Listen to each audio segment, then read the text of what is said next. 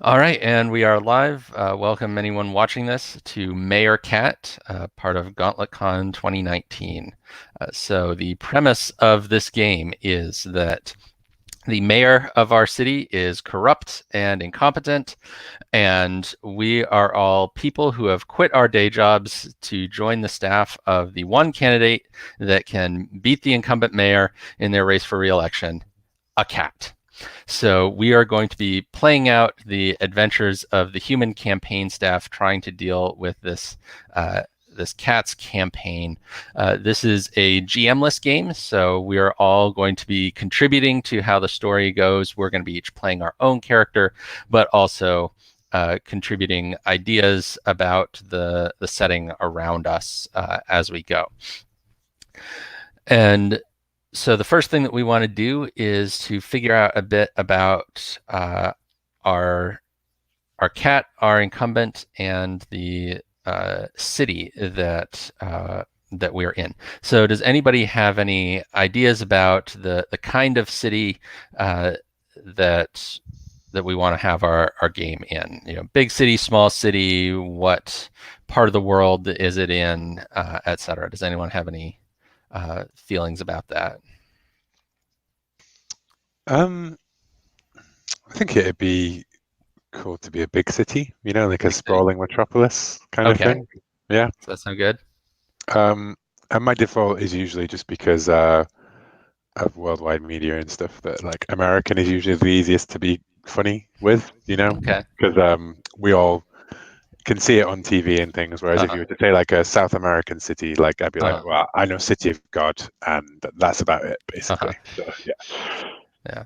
Are other folks good with that? A big sprawling American city? Yeah. If it was coastal, I feel like introducing fishing areas for a mayoral cat is a good comedic setup. Okay. Which coast? I don't think that's important. That one can be very different. Yeah, I mean that could also be something that we figure out along the way. Yeah. If it becomes important, somebody can just declare, oh, I saw the sunset over the beach, and like, okay, I guess we're on the West Coast. Yeah. Okay, so let's give our city a name then. Do we have a name that jumps out to anyone as a good city name? Nova Biscotti. Nova Biscotti.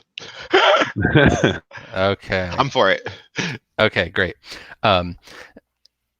So the city of Nova Biscotti, what is the name of the incumbent mayor of our city? And we'll be fleshing out the mayor's personality and political career a little later, but we should stick a name on them. I feel like I want to give him a personality before I give him a name. Okay.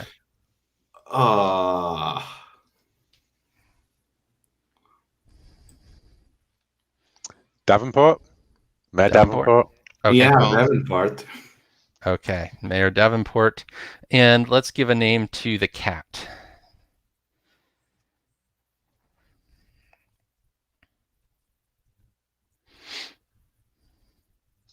Do we want to go with a cute name, or do we want to go with a sarcastically respectable name?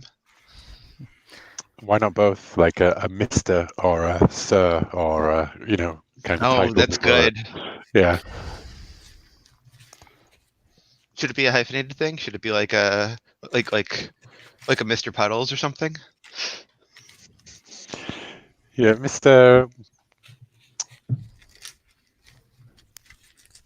Alderman Whiskers. Alderman Whiskers, that's perfect. Fantastic. Good job. Yeah, this cat has already claimed office without even running. Okay, awesome. Maybe Alderman Whiskers was appointed to finish out the term of the previous alderman who was left office for some reason. Because of his name, so like just because he was called Alderman Whiskers. Yeah. Okay. They inserted the Alderman Whiskers. Okay. So I've been hearing some he/him pronouns. So is that good for our cat? I guess for some reason I pictured him orange tabby. So okay. Yeah. I feel like an orange tabby is like a default comedic cat. Yeah, I think so. Okay, so now we want to create our characters. So you are going to claim one of those little colored blocks on the characters tab, put your name there, then your character needs a name and pronouns. And then you need to select one of these roles, and there's a little drop down so you can change the role. And each role comes with a special move. So that special move is something that you can do once a scene, and you have total control over how it goes and how it turns out. Because for anything else that you do in the game, if you describe your character is going to do something, then anyone else can jump in and say how that turned out. Right? Anyone else can decide the consequences of what you're doing. But if you're doing your special move, you have sort of total say over how that happened. You also want to pick out your former job. So what were you doing before you joined Alderman Whisker's campaign for mayor? Then you'll also want to think about, and once we have our characters kind of worked out, we'll go around and talk about these together, but you want to decide that from your character's point of view, first, what dastardly act of corruption, mismanagement, or outrage has the incumbent committed? And then second, why would this town never vote for a cat for mayor? And those are listed on the questions tab. So what specifically did the mayor do that is your motivation for wanting to get them out of office, and what you think is going to be a big hurdle for our city voting for a cat for mayor. Then you also see there the question about your day job that you left to join the campaign. And then the last question that's listed there under starting questions is something we'll go around and do after we've introduced all of our characters.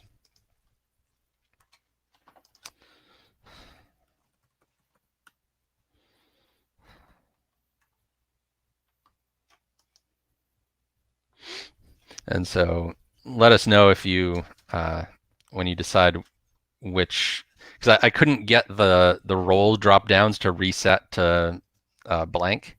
So let us know when you've decided on a role and that you've picked the one that's there rather than just the default staying there. I'm happy with Fixer if nobody else really wants Fixer. Yeah, I'm going for legal counsel, which is a nice combination with Fixer, I think. Mm-hmm. I was interested in Fixer, but I'm happy with press secretary. I came up with a different character concept when I saw it look like you wanted Fixer. Oh, cool. Thank you. Yeah, I'm picturing mine being a bit of a sleazeball, and I thought Fixer's the perfect one to be a bit of a sleazeball. Okay.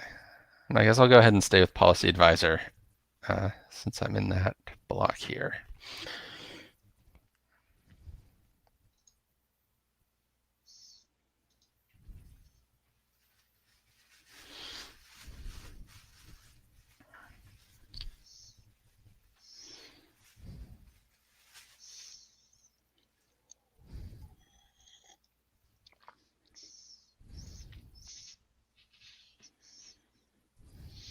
Have we determined Mayor Davenport's crimes? Or so that's something that we're each answering as one of our starting questions. Gotcha. So so over on the questions tab, I thought maybe the best way to do it would be to have, so we can all see all of our stuff, would be to have sure. I put my name at the top in G, and then okay, then we can just see at a glance everybody's questions. Yeah, that works. If you hear loud noises in the background, it's because my cat is knocking things off of some shelves. I think he's mad he doesn't get to play. No, he gets to be the mayor.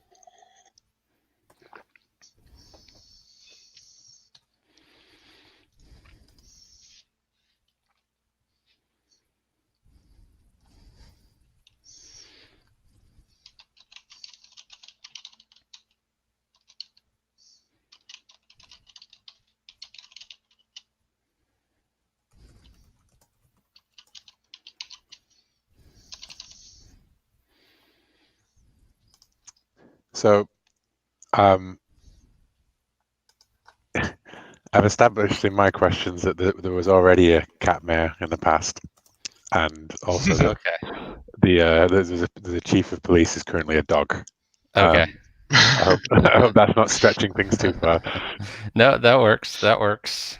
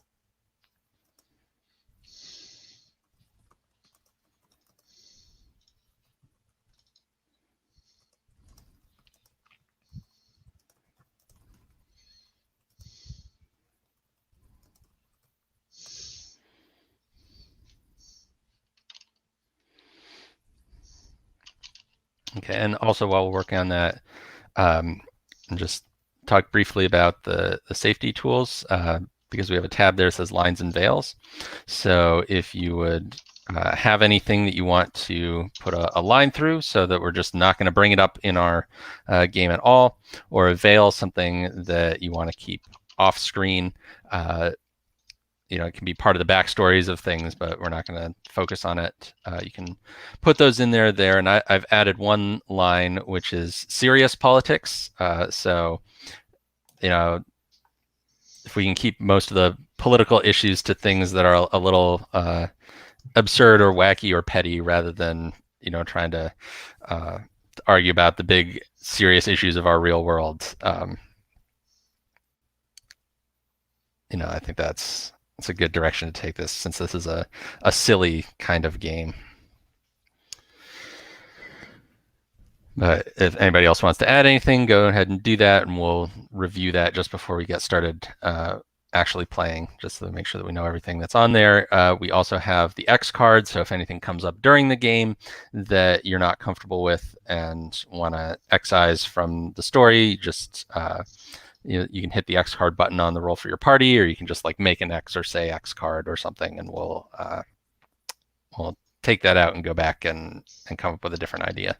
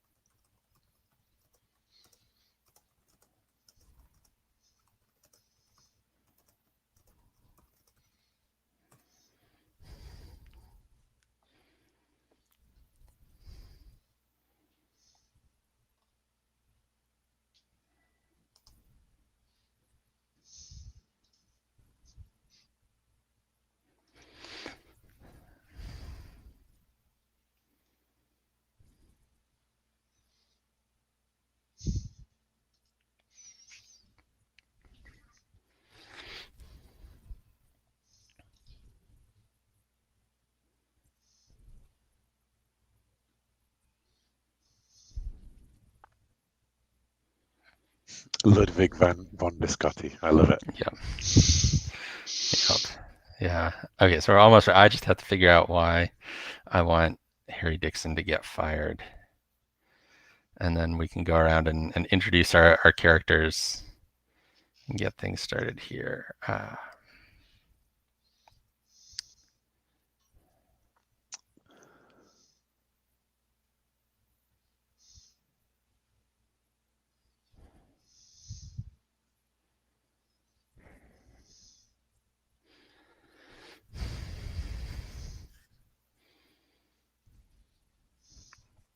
How old is Jonathan Banco?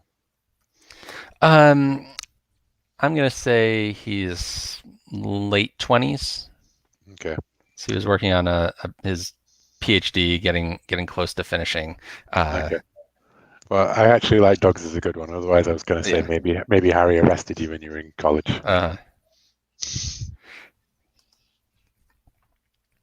Okay. So since we've got all of our questions answered there, let's go around just in the order we're in the character keeper, which is, well, let's go in the order since the Stafford to your right bit seems to be based on the order that we're in the questions page. Let's go in that order. So Will, introduce us to Harry Dixon.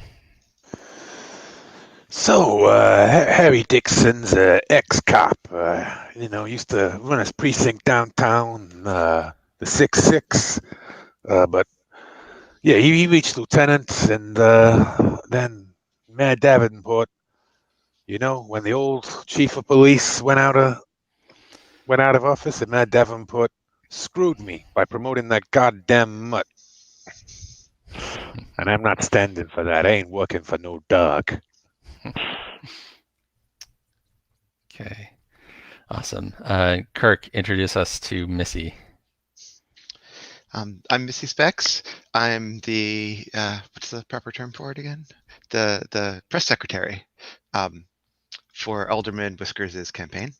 And I joined the campaign in order to help increase the number of emotional support animal licenses that Mayor Davenport has very cruelly restricted. We've got a population of about 500,000 people in the city, and a lot of them have very high anxiety because of the living conditions here. So I believe that with 500,000 people, there should be 500,000 emotional support animals.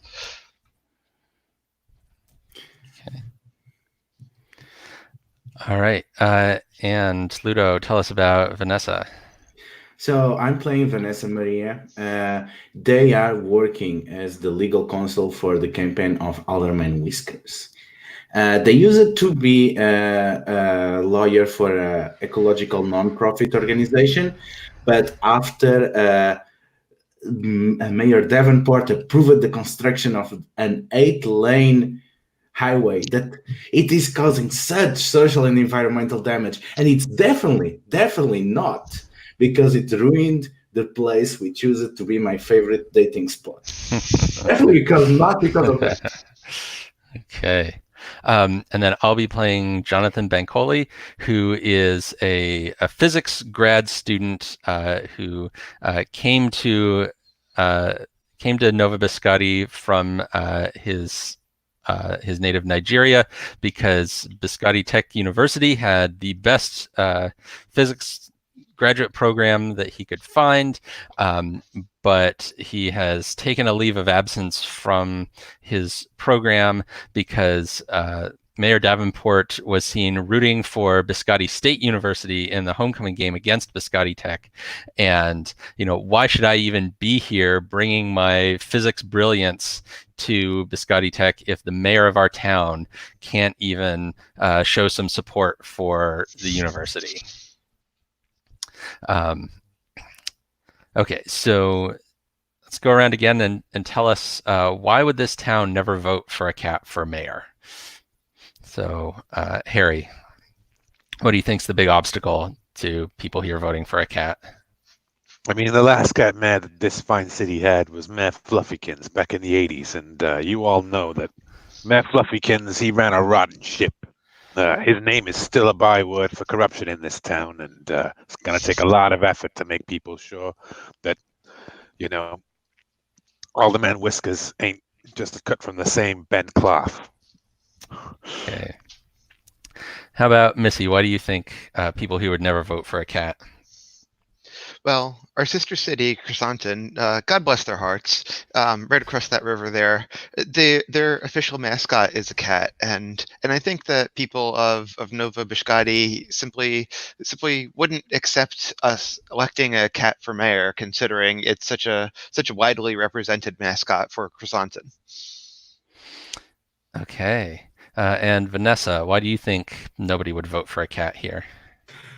Well, it unfortunately the biggest employer in town, and whenever there seems to be corruption or something messing up with the life of the citizens, is Silver Beans, a company that is pretty famous for pandering to the taste of pampered, luxurious cats. Okay.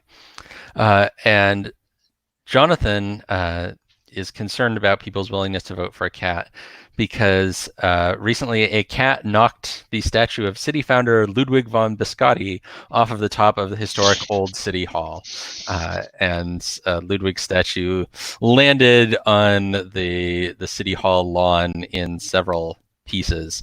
And cat just kind of perched up there on its the pedestal, looking pretty satisfied with itself. And so I think people might have some resentment towards cats. Okay, and then we already all kind of talked about why we or the jobs we left and how we joined the campaign. So let's hit that last question. So Harry, tell us why you think Mayor Cat should fire Missy.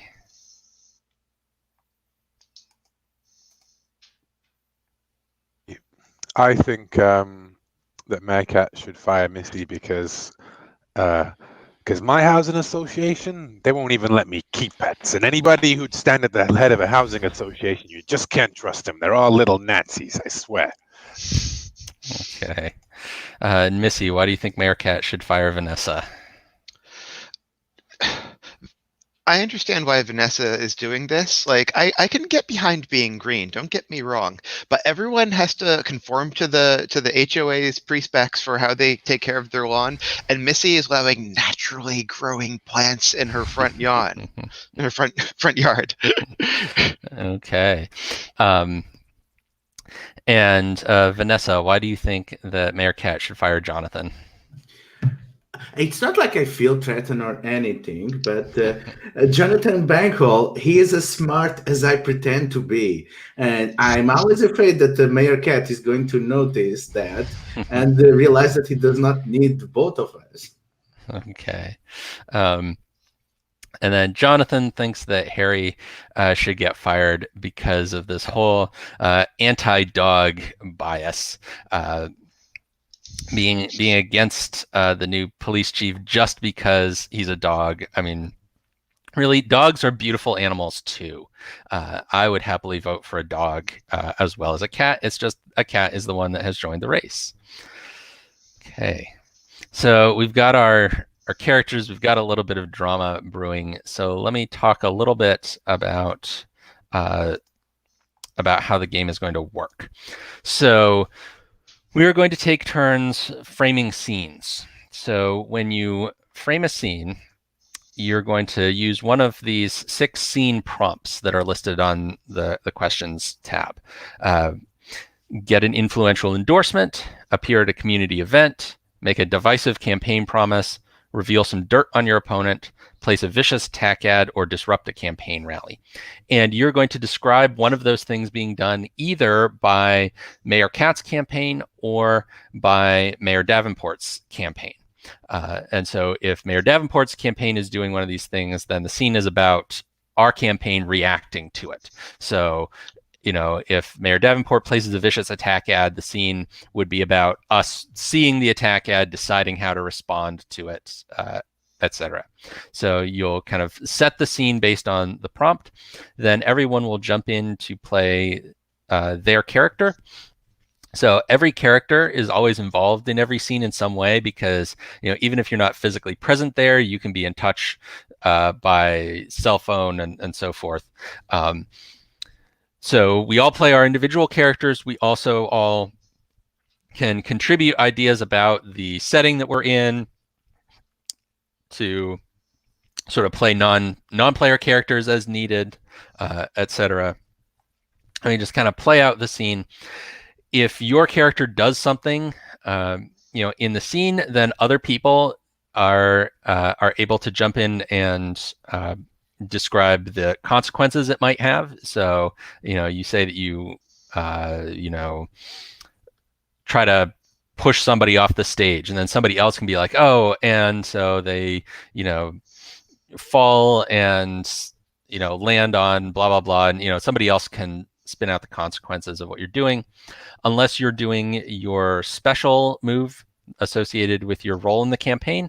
And then you can do that once per scene. You just say, I'm doing this, and you get to describe the whole, how it goes and the consequences and so forth.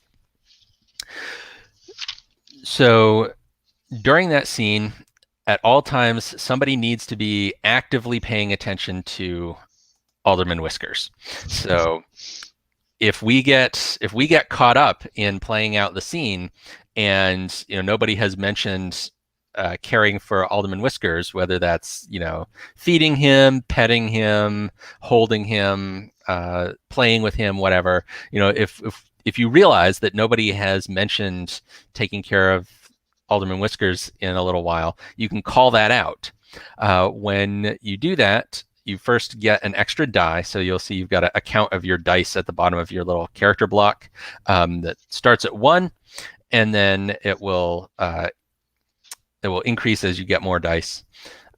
So you get an extra die for pointing that out, but then you have to describe what kind of trouble Alderman Whiskers has gotten into by being unsupervised. And I've got some suggestions there. He might have gone missing. He might have knocked something important down. He might have eaten something that he shouldn't. But don't feel restricted to those. Any sort of trouble you can think of that Alderman Whiskers might have got into, you just kind of describe that, and then we all have to react to that and incorporate that into our story. If you would like to try to get Alderman Whiskers to do something specific, if you were trying to get our cat to come up on stage, or even just to submit to being put into the cat carrier or something, anything you want to where the cat's behavior is important to you, then you're going to roll whatever dice you have accumulated. You don't have to roll all of them. If you want to save some, that's fine. But you can roll up to the number of dice that you have saved. Plus, you may get 1 extra die that's called the cat die if, in the course of trying to get the cat to do something, you yourself do something embarrassing to prove your love for the cat. So if you do that, you get that extra die. Then you're going to roll all the dice that you're doing, and you're going to look to see if any of them came up as a 6. If you get at least 1 6 in that pool of dice, it means the outcome of this is going to be something that is going to increase the cat's standing in the polls. So you'll see on the characters tab, we've got that block that says the polls. So starting out, the latest polls show a neck-and-neck race, Alderman Whiskers and Mayor Davenport at 50%.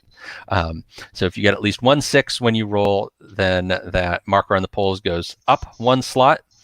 So the latest polls will show Alderman Whiskers at 60%.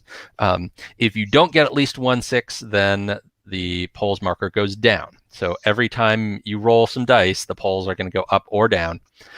And so then you get to describe the outcome of what you were doing there, and describe it such that it justifies that movement in the polls. So that's not necessarily the same as succeeding or failing at what you're trying to get the cat to do. So if you're trying to get Alderman Whiskers to to go into his cat carrier when he doesn't want to go, and you roll some dice and you get a 6, you could describe that as, well, you failed to get him into the cat carrier, but the way that he ran away was so adorable that it made more people want to vote for him.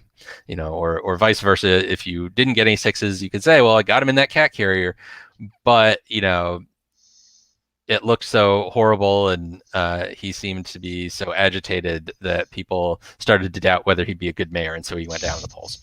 So the success or failure is not determined by the dice. The dice determine whether the way it works out increases or decreases the standing in the polls. So then whoever framed the scene also is the one to decide when the scene is over. So at some point you'll be like, all right, this scene seems to have run its course, and you'll say, all right, scene is over.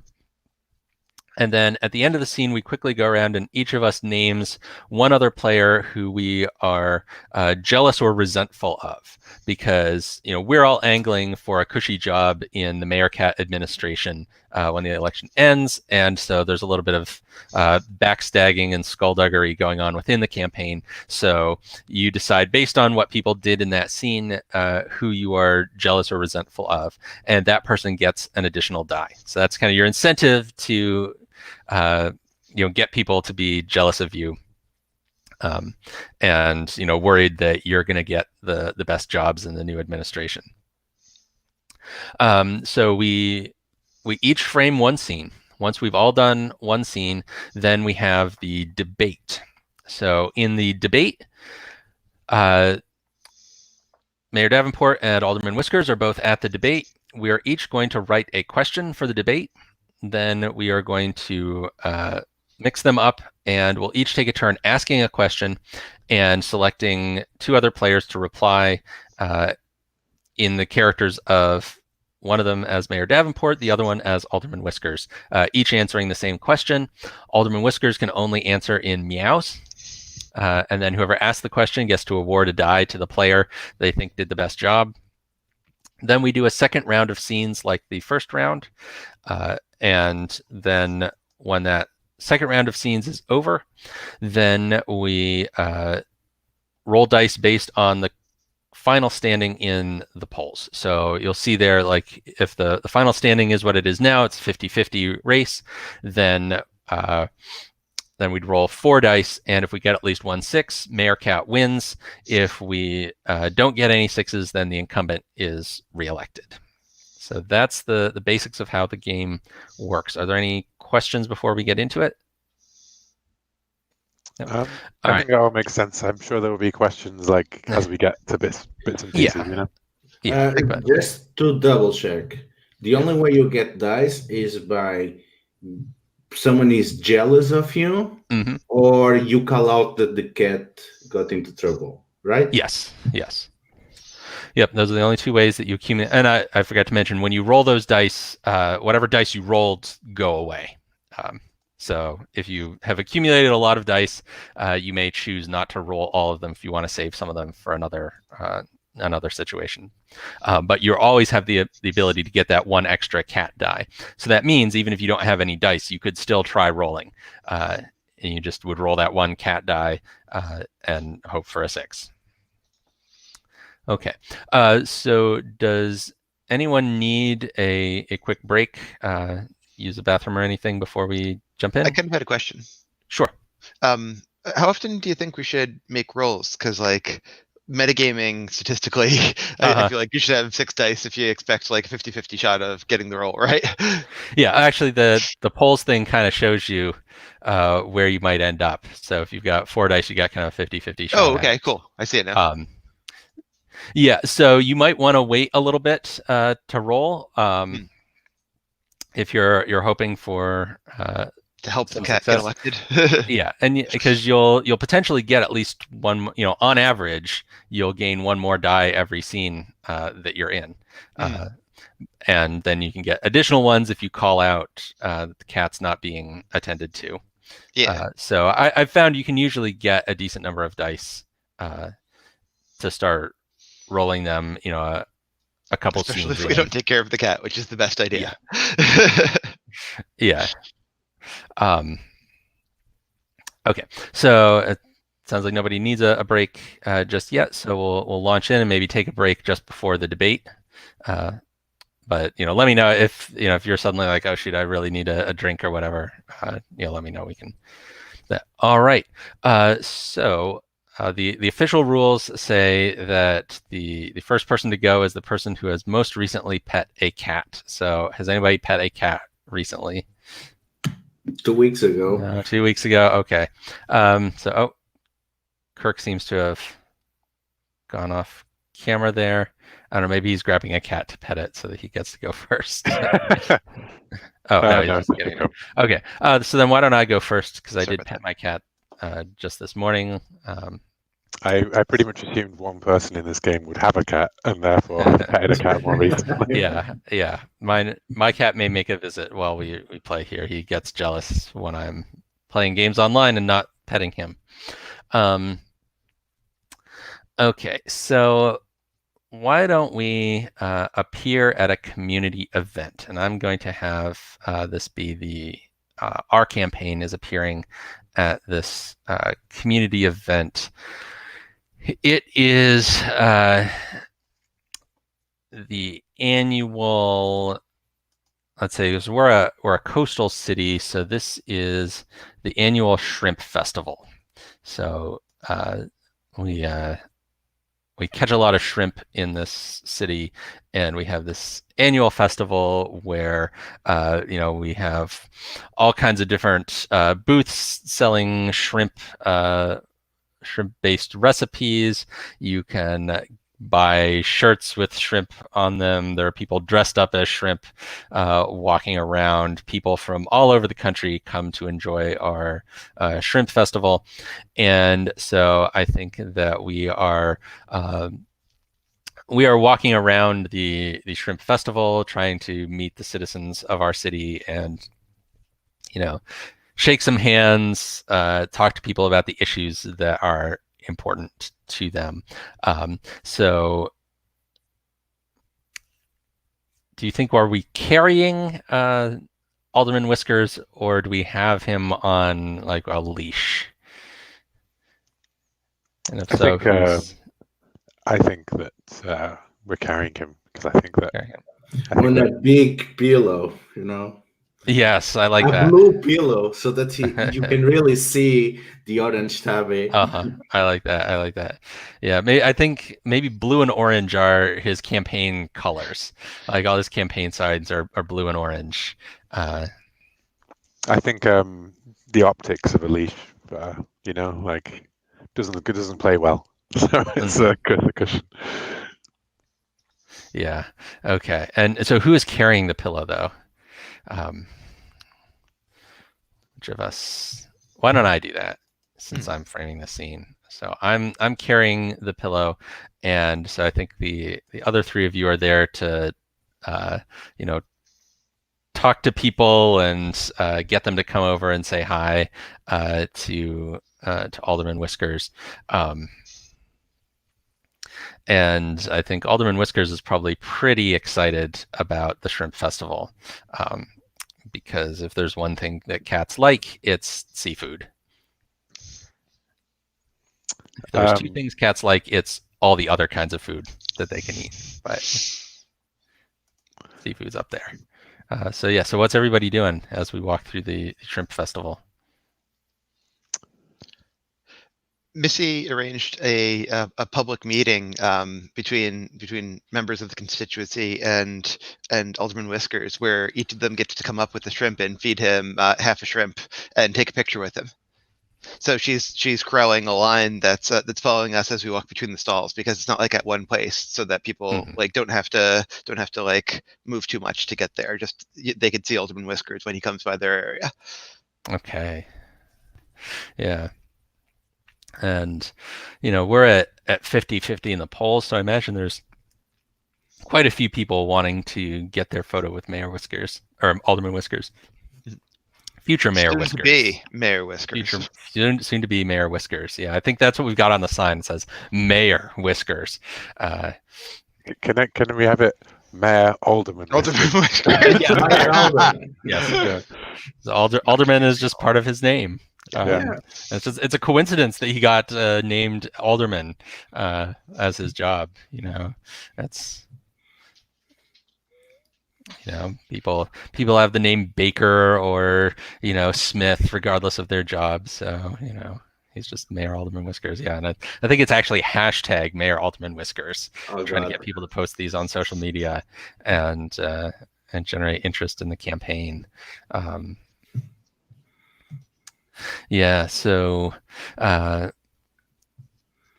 we've got one person comes up to the front of the line and wants to get the picture. She's got her half shrimp there, and she is Jenny Olson, the spelling bee champion of the state, who is from Nova Biscotti, and she is wearing her spelling bee champion sash, and she comes up and she says, before I take my picture, I need to know, does Mayor Cat support spelling reform? As the spelling bee champion, I've made it my cause that I'm using my fame for to push for spelling reform so that everyone can win the spelling bee. And she looks around at all the campaign staffers for an answer, and Alderman Whiskers just kind of reaches out to sniff at that shrimp and doesn't say anything himself. So who has a good response to? How about our policy advisor? That's true. I'm the policy advisor. And yeah, so actually, I'm gonna go ahead and use my my special ability, and so I say, well, actually, there is a study that was done by Johnson and Evans in 2013 about the effects of spelling reform in the English language, and they actually discovered that it is harmful to the national economy to change our spelling rules, because that would lead to mass unemployment among copy editors and also decrease the economic boom that a city gets from holding the annual spelling bee. And so on the basis of that study, Alderman Whiskers has determined that it would not be in our best interest to reform the spelling system here in Nova Biscotti. And I think I'm like holding the pillow with one arm, and I pull out from my briefcase a copy of this study, because I think this is a question we've been getting grilled on about spelling reform, because Jenny Olson has been making such a big thing. Most spelling bee champions want to put their fame towards like world peace or saving the environment or some other really broad cause, but she's been really pushing the spelling reform thing. So we've been getting grilled on this, and I have this study right here, and I'm like shoving it in her face. And I'm gonna say, even though this is my thing and I get to decide how it goes, I'm gonna make it go bad for me. Because I feel like that's probably not a good look, to be like yelling and shoving a policy paper in the face of this, like, I'm imagining she's like, 13 years old, and she's asking this innocent question. She's got this like, cause that she's been pushing for, and everybody thinks it's great to have the kids involved. And I'm like, no, this is bad. And I think she drops her shrimp and runs off crying. And I think I look around at the rest of the campaign staff, and I'm like, what did I do? What did I do? It's the study is accurate, right? That's our policy. I think that could have been pointed out better. Also, where did you put Alderman Whiskers while you were looking for the study? Oh shoot! And I realized, I've got like the pillow tucked under my arm. There's no cat on it, because I was digging through my briefcase for this study. Okay, so you get an extra die because you pointed that out, and so now you get to tell us what actually happened to Alderman Whiskers. It's a cat on a shrimp festival. I'm gonna say that there is this fancy high class shrimp place, this organized by the biggest fishing company, and they are giving free shrimp and the reward to who can eat the most shrimp. And we just see an orange tail disappear on that direction. Oh shit! Oh shit! Yeah.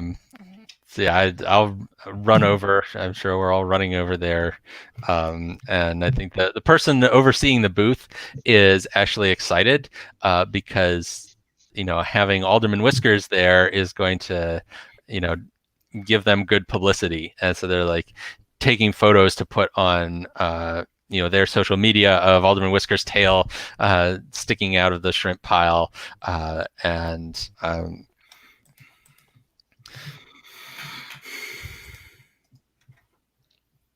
I don't know how our press secretary feels about the implied endorsement here. Oh yeah, I'm entirely for it, and I'm going to release an anonymous tip to the media that Alderman Whiskers won the shrimp eating contest. Parentheses cat weight class. This definitely doesn't exist, but he definitely won it. Yeah.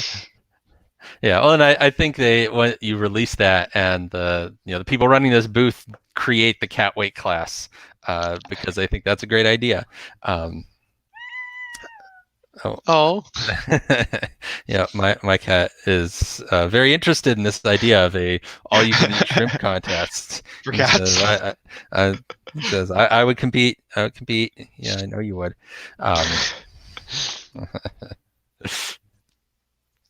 Okay. So I feel like this might be a good place to wrap up this scene, and we can just slowly extricate Alderman Whiskers from the shrimp once he is full and probably several pounds heavier from everything that he ate. So then we go around and everybody should say, which other campaign staffer are you jealous or resentful of because you think they're angling for a better position in the Mayor Cat administration. So we'll go in character keeper order here. So I will start, and I think I am actually jealous of Missy because you got that whole cat weight class thing created, so you get an extra die there. So Harry, who are you jealous or resentful of on the basis of what happened in this scene? Yeah, that Bankhole character. I mean, there he is, holding Alderman Whiskers, and then trying to show off with all of his big college degree and everything. Like, what a wise ass. Mm-hmm. Okay, and Missy, who are you jealous or resentful of? Vanessa did a very good job of pointing out how Alderman Whiskers wasn't on his pillow, and I just wish that she would pay a little bit more attention to when other things are out of place where they shouldn't be. It was, how can Missy get to go completely clean and just solve this like that without even seeming to break a sweat? I am so envious of how easy it comes to her. Okay. Sounds good. All right, so now we pass on to Will. So you will frame a scene. So base it on one of those 6 scene prompts, and it can be either our campaign doing it or Mayor Davenport's campaign doing it, and then we have to react to it. I think that what it is Mayor Davenport runs a vicious attack ad on the on our campaign, and I think that this takes place.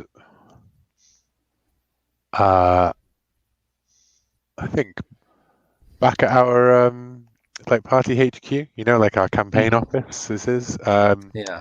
Like I think that maybe Mr. Whiskers is in one of them. Alderman Whiskers, sorry, not give him his full title. Is in one of the like those towers, like the play towers things that they climb up and on the frame and everything. And so like he's there like crawling up and hidden in the top treehouse kind of thing. And there's a TV in the corner by there, and Harry Dixon's sat on the couch in front of it, like flicking through, while the rest of you are sort of like working their phones on the things. And I think that as I flick through the channel, I see like a, The last cat mayor of Nova Biscotti bankrupted the city, feeding the bad habits of his litter. Mice infestations went up 100%. Can you trust a cat with your city? Like, and it's all of that kind of American, super just like propaganda style, like wolves in the forest and like like fat cats strolling down the streets as mice run all over it and little children scream and everything. It's like, vote Mayor Davenport.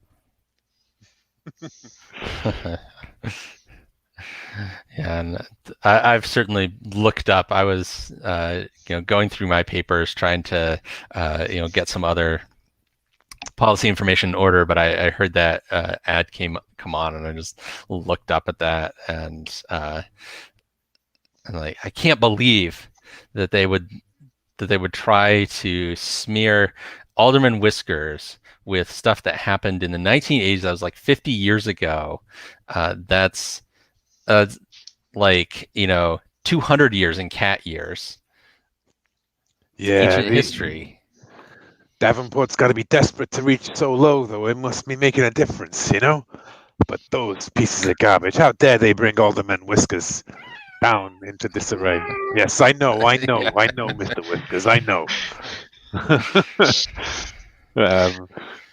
These cannot be. They must be able to distance themselves. We need to find out who has been sponsoring these ads. We need to go talk with where's the all TV this station.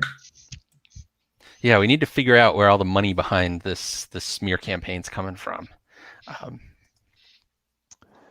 Yeah. Well, I got an idea. Let me make a few phone calls. And I'm going to use my find any item needed by the campaign, no matter how rare or illegal. And I think that, maybe like the sensible option for here would be to be like ringing up contacts in, that I know in City Hall or like the broadcasting thing and, locate like the information. But I think that maybe like the funnier idea of it is me ringing up my contacts in the police who are disgruntled with the mutt in chat with Chief of Police Barkington. And what I'm doing is I'm going to order an illegal wiretap and get the cyber crimes unit to basically like hack their. So my item is a completely illegal source of information. Okay. Laying it wide open. Which what group are we saying that they're what front are they operating through? That's maybe got like bad ties that they wouldn't really want to be directly associated with. All right. An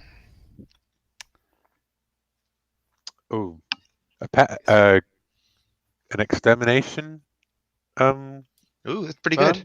Yeah. Yeah, I was thinking something on that vibe. Yeah, like Doberman exterminators. Yeah. Clear conflict of they're just trying to like put money back in the thing. Cats do a vital public service. Like the old mayor in the 80s might have let the city run free with mice, but like it's thanks to the good hard work of cats like Alderman Whiskers that we're not ridden by cats. Hero cats keeping the home safe from mice, kind of thing. Yeah, we can even call attention to how the Whiskers family has come here on a ship that had no mice, and they continue a proud tradition of keeping mouses clear of working class neighborhoods. Guys, where's Alderman Whiskers? I mean, So our campaign headquarters is located in a strip mall in a business that used to be a Chipotle, and it closed down very quickly. And we don't have time to put everything away. So a lot of the ingredients were still out, and Alderman Whiskers fell in the guacamole, and he's just like running around, spreading it around the whole area. Jeez. Wait! Let me get this on camera. This is dynamite stuff. I wouldn't go for the vegetarian options today.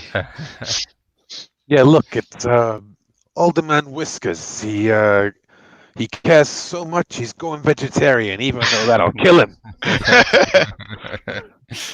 No, don't get that. Otherwise, the sausage lobby is going to ruin us. But I will point out this won't actually affect the polls unless you're willing to roll some dice for it. That would be fun. I mean, the highest dice roll is at a 3, right? The press secretary. Yeah. Well, you can do 4. Did I get one for that? Yeah. I got one for calling out the cat. Yeah. And then you can get that extra die if you. Oh, if I do something embarrassing to. All right. To prove your love. Okay. So are you gonna roll? Yeah, I'm gonna roll, and okay. Awesome. And Missy, in order to get that perfect photo opportunity, had to grab Alderman Whiskers to fight the fact that he's just covered in guacamole. Mm-hmm. So the photo for the press op is Missy cuddling with Alderman Whiskers, and she's just got like 3-day-old browned guacamole all over her blouse and her face, and half of it's on her glasses, and she just looks like a mess of orange hair and brown guacamole. Okay, that sounds great. So you can roll 5 dice. Okay. Trying to get at least 1 6 on them. That's the D6. There we go. Yep. I got one. You got one. Awesome. So describe how this all goes out, and I will raise our standing in the polls. So we are now at 60-40, leading the polls. So Chipotle had no idea that we'd taken over an abandoned restaurant, but this actually gave them a bunch of free publicity, and they dumped a bunch of advertising money on our lap because of that, because everybody wanted to go to Chipotle in order to bring some home to their cats after this. Mayor Cat campaign sponsored by Chipotle. Yes. So we've got like 2 corporations pouring money into this: the Exterminators supporting Mayor Davenport, and Chipotle supporting Alderman Whiskers. That's great. Okay, and so, Will, is there anything else you think needs to happen in the scene, or do you want to call it? I think that all that really happens in the rest of the scene is that we start like ringing up newspapers and journalists and stuff, and we start like dismantling this kind of narrative, like preparing the next day thing. But that's kind of like the flurry of activity after we've while our press secretary themselves actually like puts together this great viral campaign of cat guac, the guac cat. So gross. Yeah. Gato mole. Oh no! Oh no! Yeah. Okay. Cool. So now we each get to say who we are jealous or resentful of, and so I think I'm jealous of Harry because he managed to get that tip about who's bankrolling our opposition.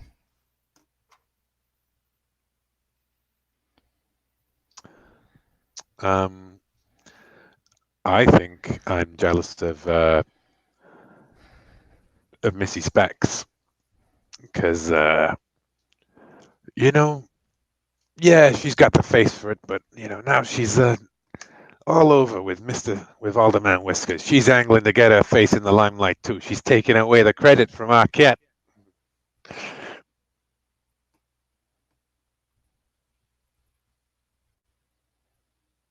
Okay, I'm up. Right. I am jealous of Harry because I feel like I'm doing this fluffy stuff. I'm getting all the promotion in, but Harry's the one that's actually working behind the scenes for things like policy, and Harry's the one that's like tracing the money. So Harry really knows who we're up against. Do you get multiple jealousy dice or just the one? Oh yeah, you can get multiple. Yeah, you can get from more than one. I got one. Okay. Yeah, I got 2 last time. Yep. Yeah. Vanessa is really upset that Missy got to hold Alderman Whiskers, with someone that everyone is very protective of anyone spending too much time with the Alderman Whiskers, and she got to do an entire photo shoot. Okay, awesome. Okay, so Missy, you get to frame our next scene. All right, let me look at the list.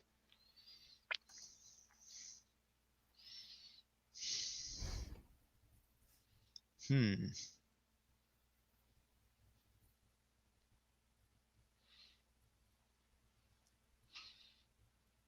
feel like I wouldn't be someone to obtain dirt. I would be someone to distribute dirt.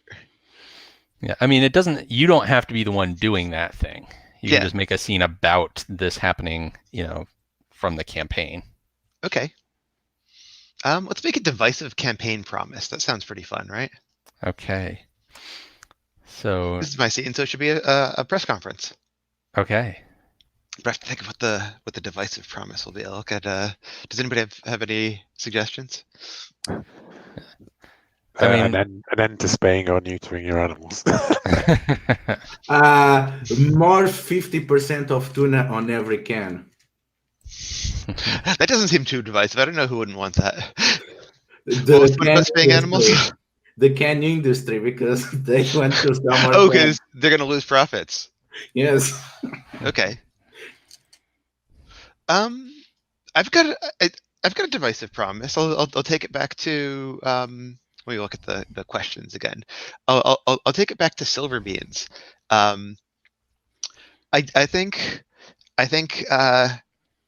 Alderman Whiskers is making the divisive promise that he is going to put a 90. Oh gosh, is that too much of a real political issue if I say a high tax rate for silver beans?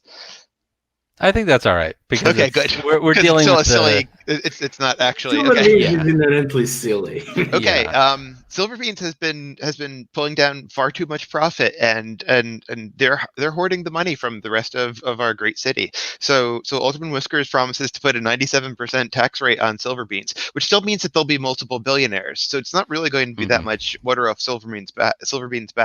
But the pro silver beans contingents in the city are threatening to move business to a more hospitable city if we do this.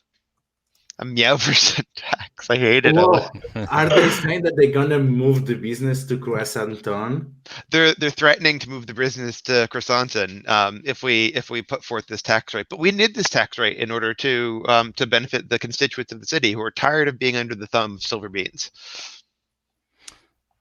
Okay, yeah, and I'm imagining we're getting grilled about exactly that by the reporters, right? They're like, won't they just move to Croissanton? Won't we lose all our jobs, and then people will have to move to Croissanton? It's our city's main employer.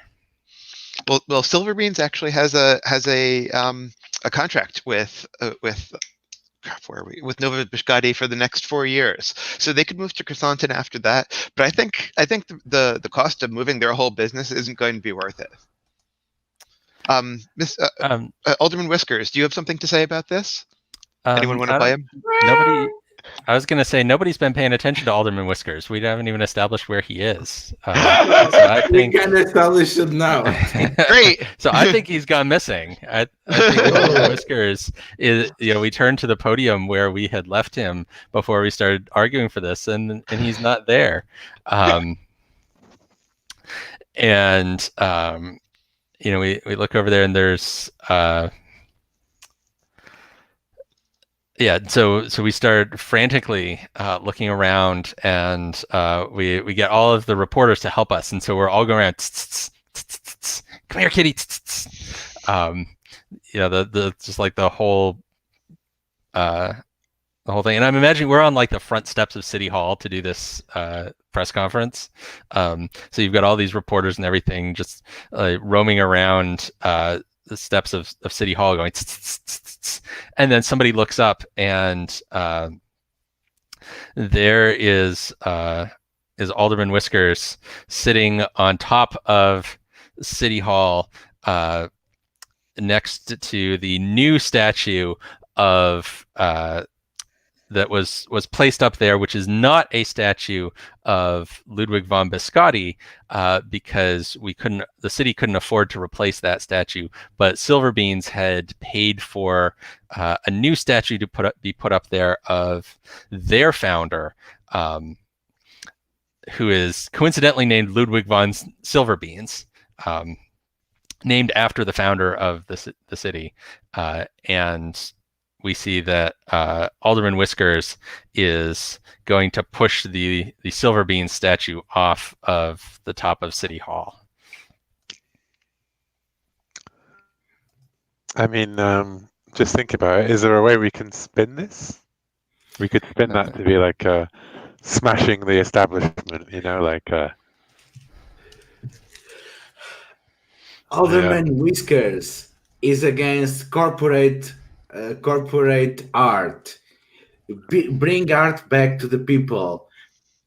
50% of every money raised by this tax is going to the art schools and to open libraries and galleries. We want to get our kids to do art, not our companies. Silver Beans can buy our statues, but they can't buy this candidate. Okay, I think somebody should roll for this to see if this goes over well.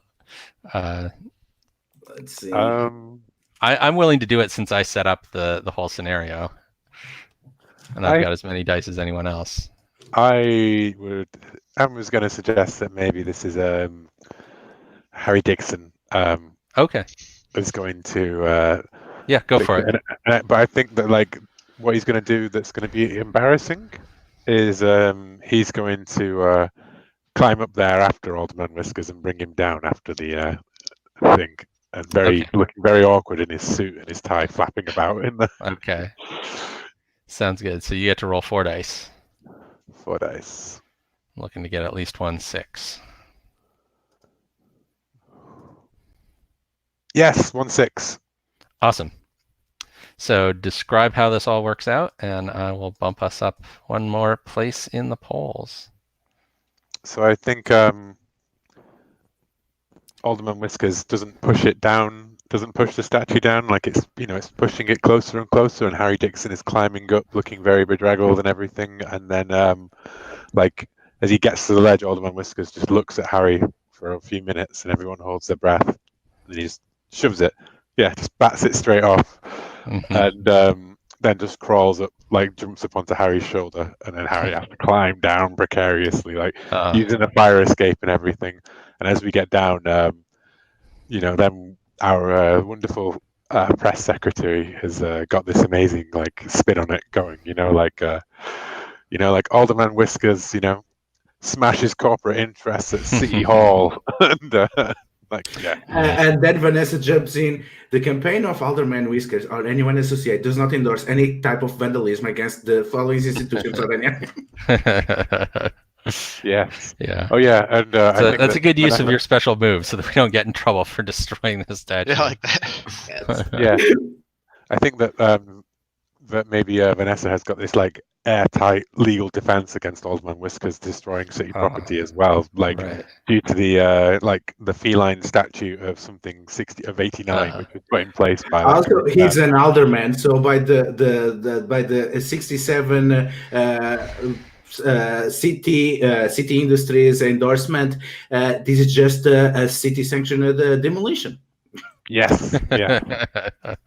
I have a permit here, as you can see, that I am even now finishing to write. All right, I'll call the scene. Okay, cool.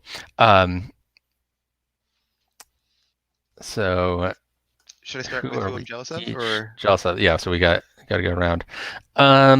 Let's see. I think that I'm jealous of Harry again. I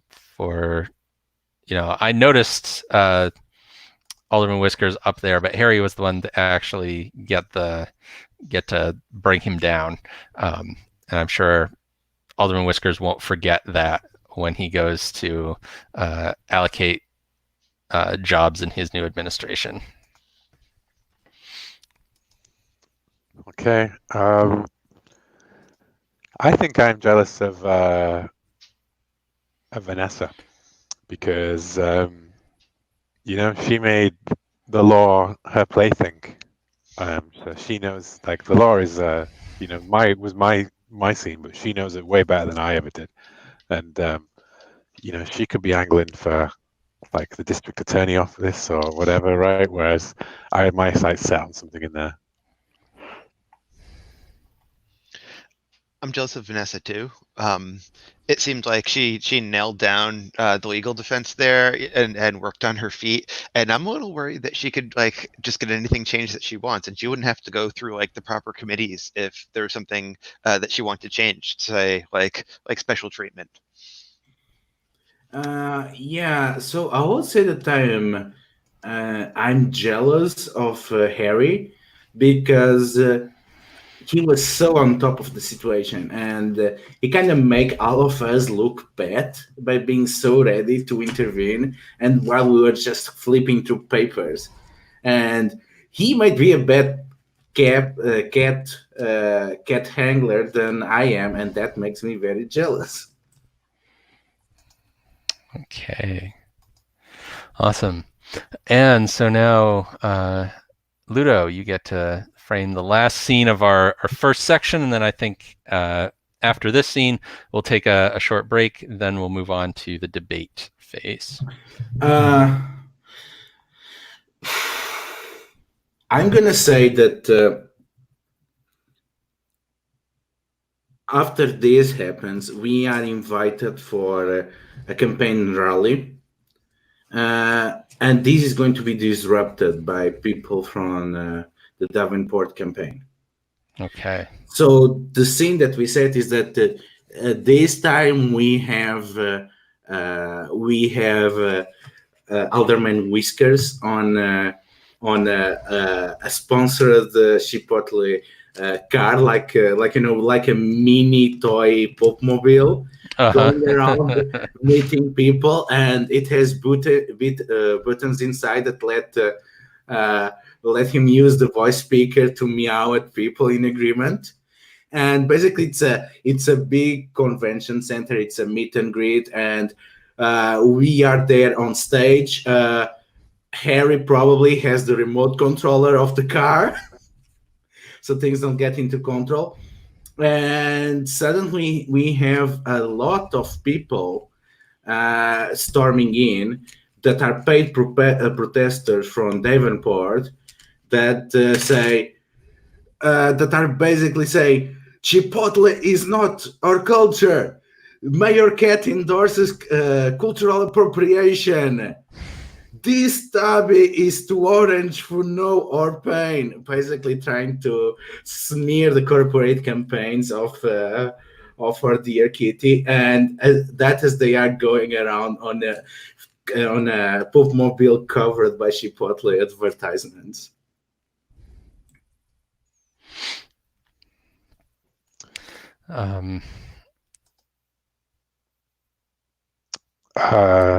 So I'm driving Alderman Whiskers around in his remote control car, right?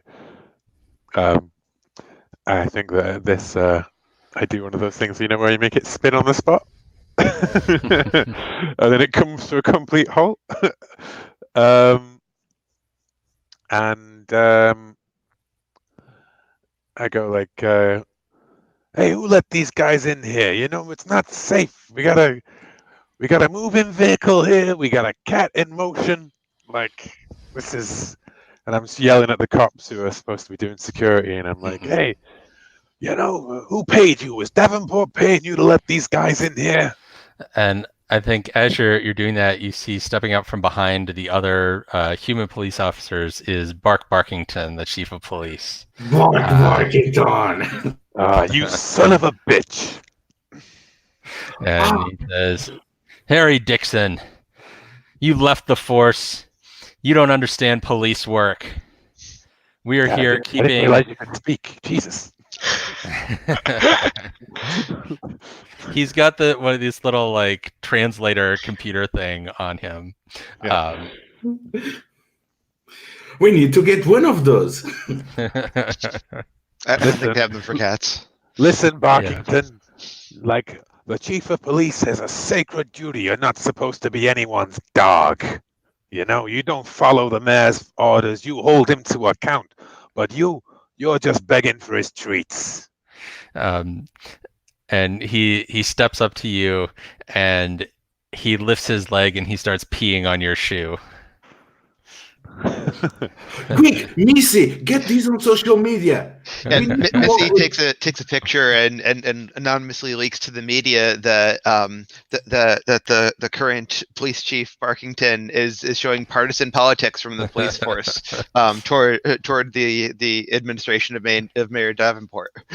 And I think that when this is happening, like Harry just looks down at Barkington and goes like, "You know that all dogs should be on a leash. That's the law."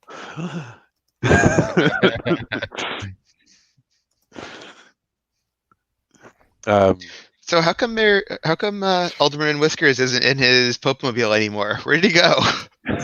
Yeah, what is the remote? Oh my god! How about someone got the remote controller?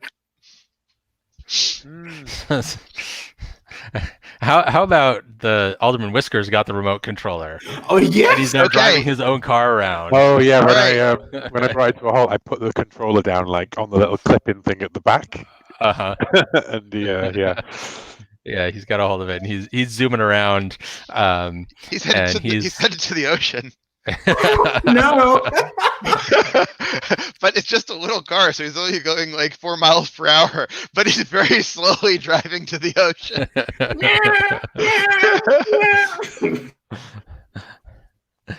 Yeah, and the protesters are all following, waving their anti-Whiskers signs. And Alderman Whiskers, come back! And start running down the road, and so what do we want as people, as group, like for Mr. Whiskers, Alderman Whiskers to do here? Is it like, would we want him to come back, or maybe we want him to do, like, he gets down to the dock and he does this, like, awesome, like, spin flip move, and lands on the shrimp boat. Yes. That's coming into the dock. Yeah. So is that all right if I roll for that? Yeah. Yeah, go ahead. Okay. And so I think, and I'll take the extra die, because I think as I'm running down the street and I can't quite catch up with him because there's such a crowd of people. And so I yell to Mayor Whiskers, "Mayor Whiskers, do that sick flip that you learned." So I think he's ridden in this car before. Oh no, but I did not get any sixes. So I think what happens then, so we go down a bit in the polls.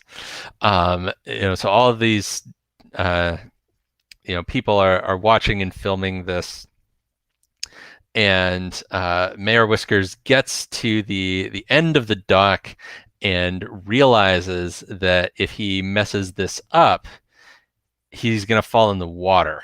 And if there's one thing cats don't like, it's being in the water.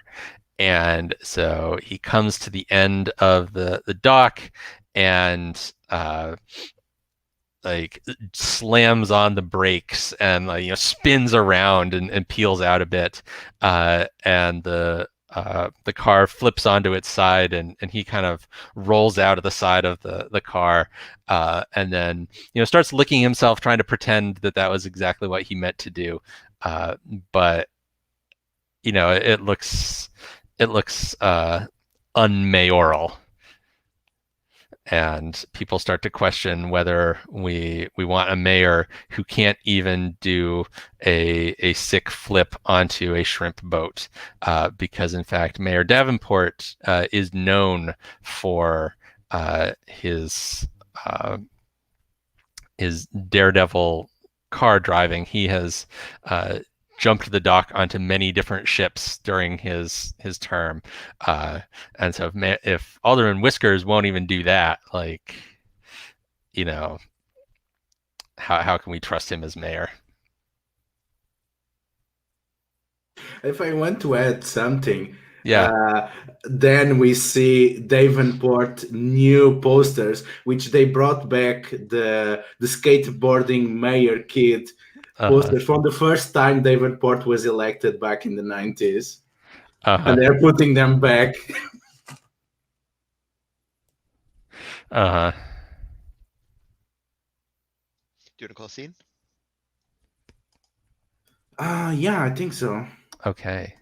I think that's the consequences. Everyone is just comparing the two of them and saying, "This is not how a mayor should behave." Yeah. Bad kitten. Let's see. Who am I jealous of here?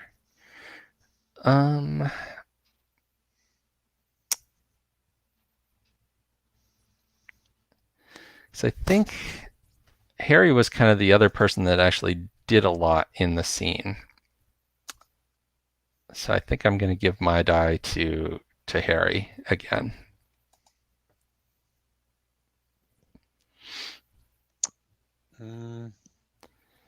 He stood tall while getting his foot peed on by Barkington.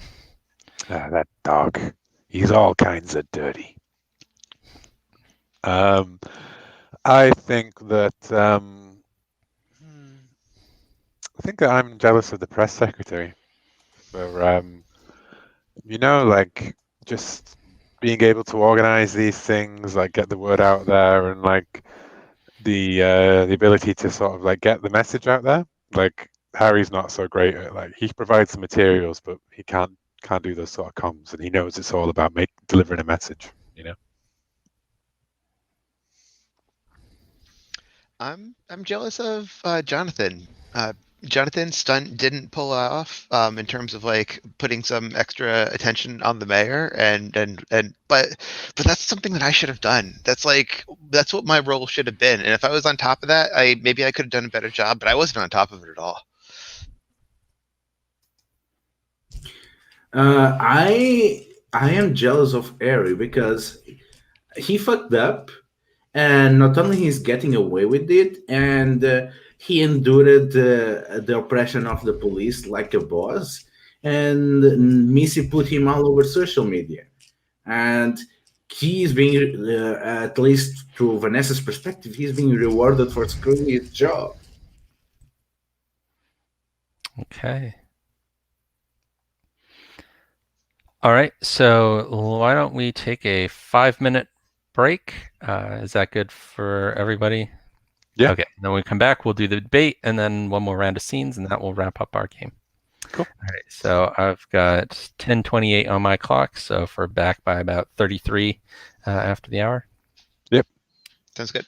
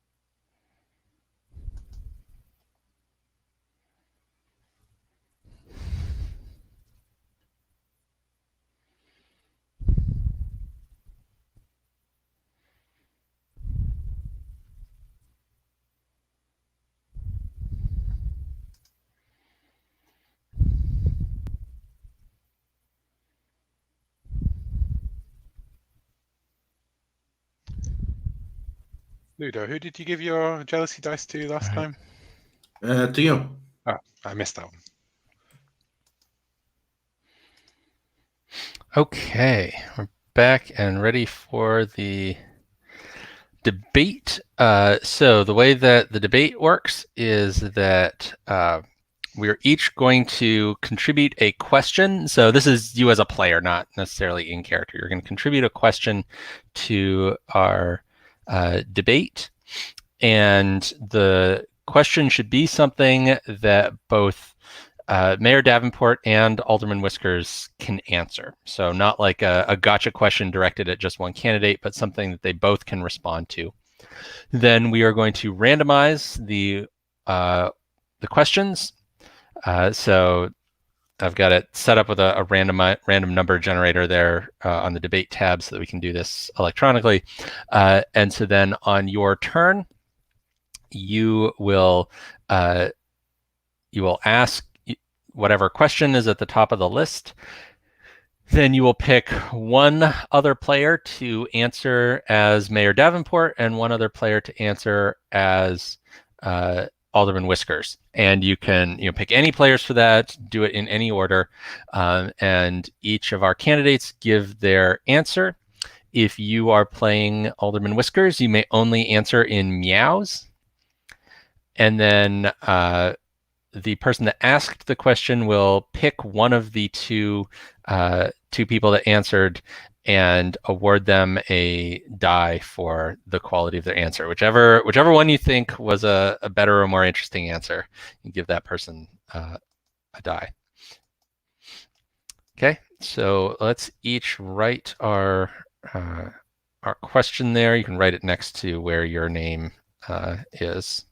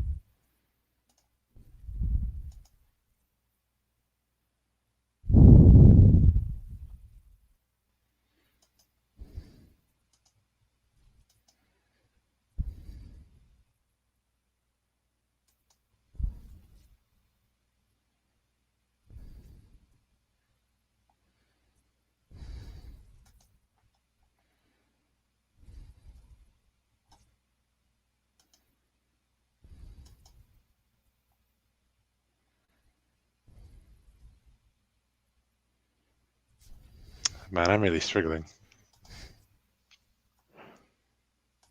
I think this is the first time I've struggled to come up with something stupid and like start on failure.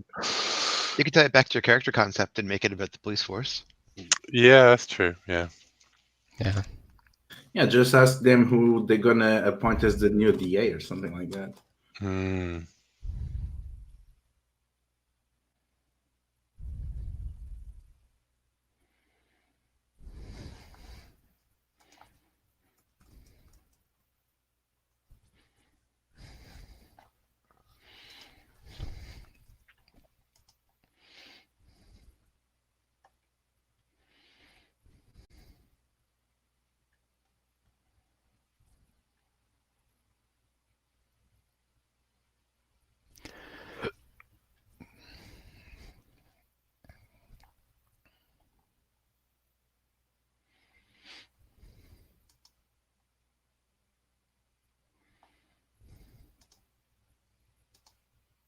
Okay. Oh, I really like that, Ludo. All right, so we are going to randomize our question order.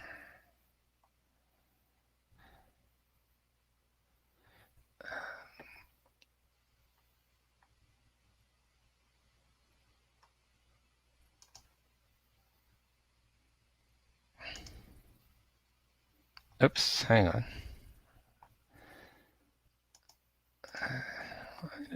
Why did it only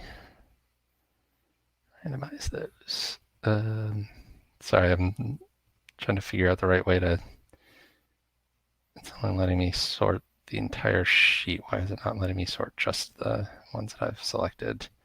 Maybe Google Sheets doesn't do that properly, and I'm thinking of Excel. All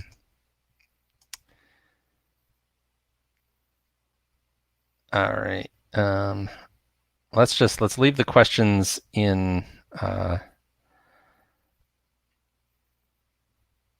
the order that they are there. Sorry, the technical.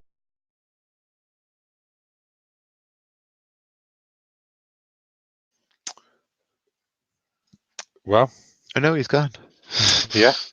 Where's Alderman Whiskers, guys? Oh my God, no! He got him! He got Jonathan! He's not even at the debate.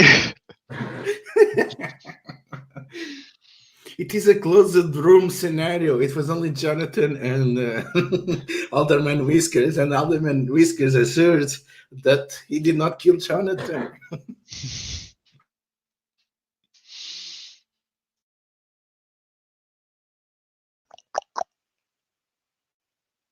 Yeah, so my question is now, how will the canine retirement program be reformed after the revelations of the farm upstate scandal? Because that's good. Yeah. Okay, sorry, I just accidentally, as I was messing with the character keeper and stuff, I accidentally closed my window for the stream here. That's okay. It was good to have another minute to work on our stuff. Okay. So let's do it this way. We'll leave the questions in the order that they are there, but we'll randomize the order that we go in. Everybody roll. We've got roll for your party, so everybody roll a d20. So that way, I'm less likely to get overlapping numbers, and that'll give us our order that we go in. So I got 19. Me too. Oh, jeez. I got 18. Okay, so. Jeez. should have had us do like a D100 or something. I got 14, so I broke the pattern. All right, so I guess the two of us should roll off. Yeah. My second roll is 8. Okay. My second roll is 20. Okay. Okay. So it sounds like then Kirk is going first, so you're going to ask the first question on the list. In the persona of the debate moderator, which we should decide who is the debate moderator. Spelling Bee champion. Yeah, that's great. Oh, yes, Jenny Olson. Okay, so ask the question and then appoint 2 other players to answer as the mayor and the cat, respectively. Oh, okay. So I just appoint them. I don't. We're not going to do it in like a normalized order. No, you just pick. You're like, Pluto be Mayor Davenport, and you just pick who you want to hear from. Okay. So this is Jenny Olson, Spelling Bee champion and freeform spelling advocate, moderating the debate between Alderman Whiskers and current Mayor Davenport. So a question to both candidates, but Mayor Davenport first. Would you allow a new gallery named after Mayor Fluffykins to be built downtown? Mayor Davenport, aka Jonathan. Okay. So Mayor Davenport says, of course not. Of course not. Mayor Fluffykins bankrupted this city. He introduced corruption at all levels of government. He discriminated against dogs. He had weird looking tufts in his fur. There are so many things wrong with Mayor Fluffykins that I can't imagine how this city would ever stand for a gallery named after him. Excellent answer, Mayor Davenport. Alderman Whiskers, your rebuttal, aka Harry.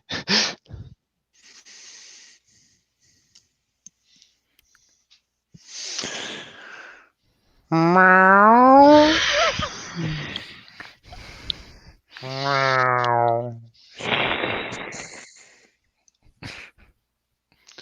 And that's our debate. All right, so you get to decide which of us you want to get a die for our performance. That was a really good cat performance, but I did like the weird-looking tufts of his hair. Okay. See, that was why I licked the back of my paw to smooth down the tuft of hair on. Oh, I didn't notice the acting. I was just paying attention to the voice acting. I'm sorry. Okay. I'm still gonna go with Davenport, though. Okay. And so who rolled the 14 on our order there? Okay, Will. All right, so you now play Jenny Olson to ask the second question on our list here. Okay.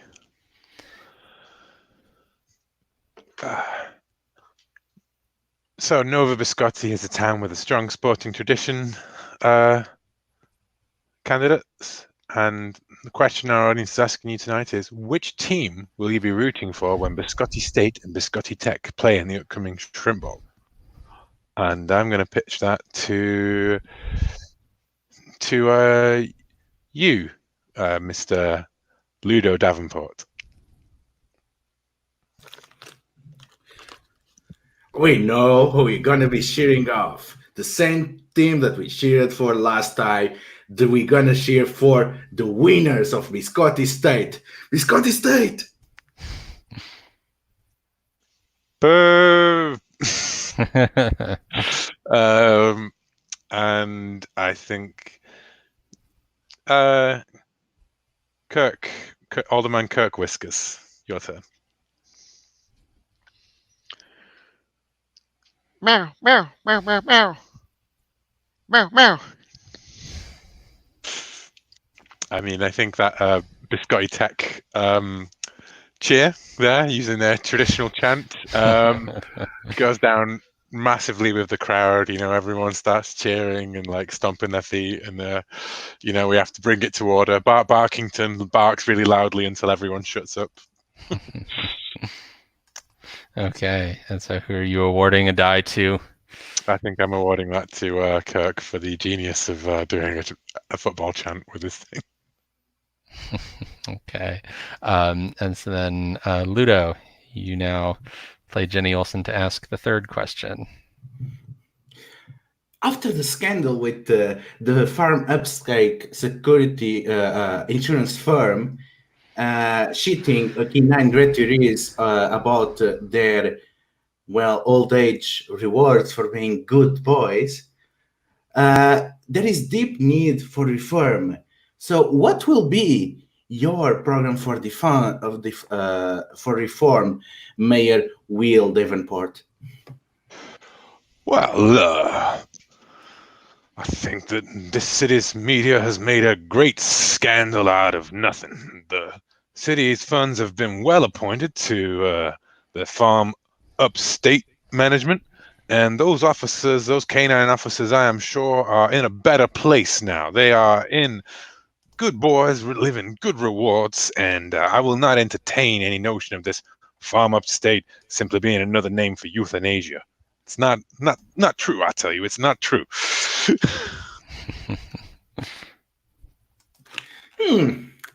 And how about Alderman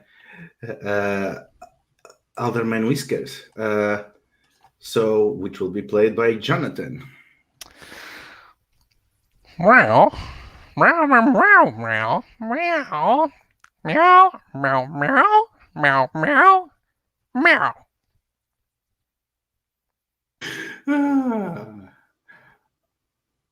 Yeah, I'm gonna give to Jonathan. It's Alderman Whiskers because of the scandal. He's the only one that is calling attention to the real issues and not buying the line of the company. Of course, they're gonna say they did everything right. Okay.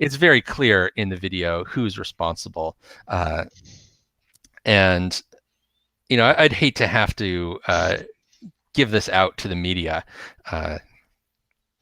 But if your campaign were to, just drop out, say you endorse Mayor Davenport's reelection, then we could avoid all of this fuss.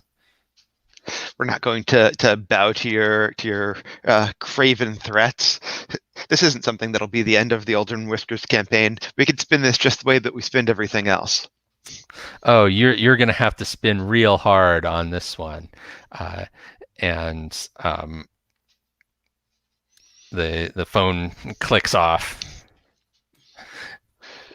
Missy relates this to everyone else. They have video of Alderman Whiskers destroying the, oh gosh, what was it? The Ludwig von Biscotti statue last year. I wasn't even sure if he was old enough. He's only 3. Well, opinion has changed, but we can call one of the historians that say that that in order to found the city, Ludwig von Biscotti had to exile the other population of the zone to the rivers, and we can do this as a way of us making up for the damage that we made to the other people. So that friendship between our feline compatriots and the others. Listen, sometimes all you need is someone to take the heat. I don't think this is Alderman Whiskers. He would never do such a thing. It's of course not. Probably just some other cat, some other tabby cat. We do know that he likes knocking over statues. Yeah, everybody's phone starts buzzing because you're getting notifications from people because this video has gotten out. It's going viral on in the media, and people are writing and asking, what's going on? Do you have a response to this this accusation? I can find the fall guy. Ooh. Fall guy. Okay. Okay. Yeah. I know a guy. And Vanessa picks up Alderman Whiskers and gives him to Harry. You need to be petting him as you say that. Okay. I can find a fall guy.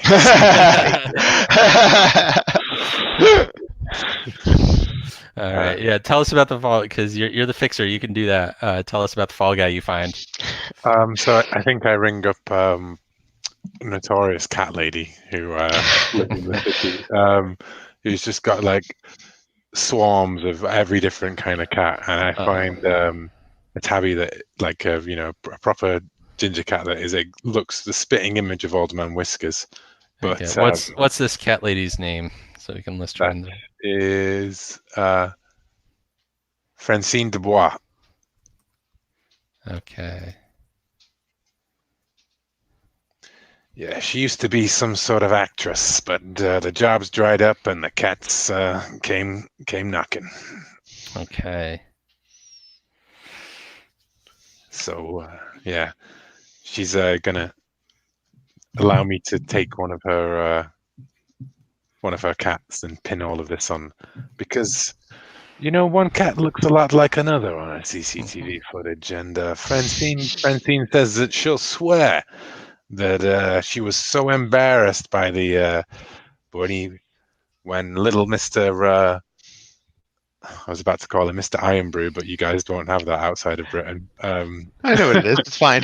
Yeah, little Mr. Ironbrew went on a rampage down in City Hall. You're implying the cat was drunk? Yeah. Because high on catnip, they have a catnip problem. It's really sad. It's a real tragedy.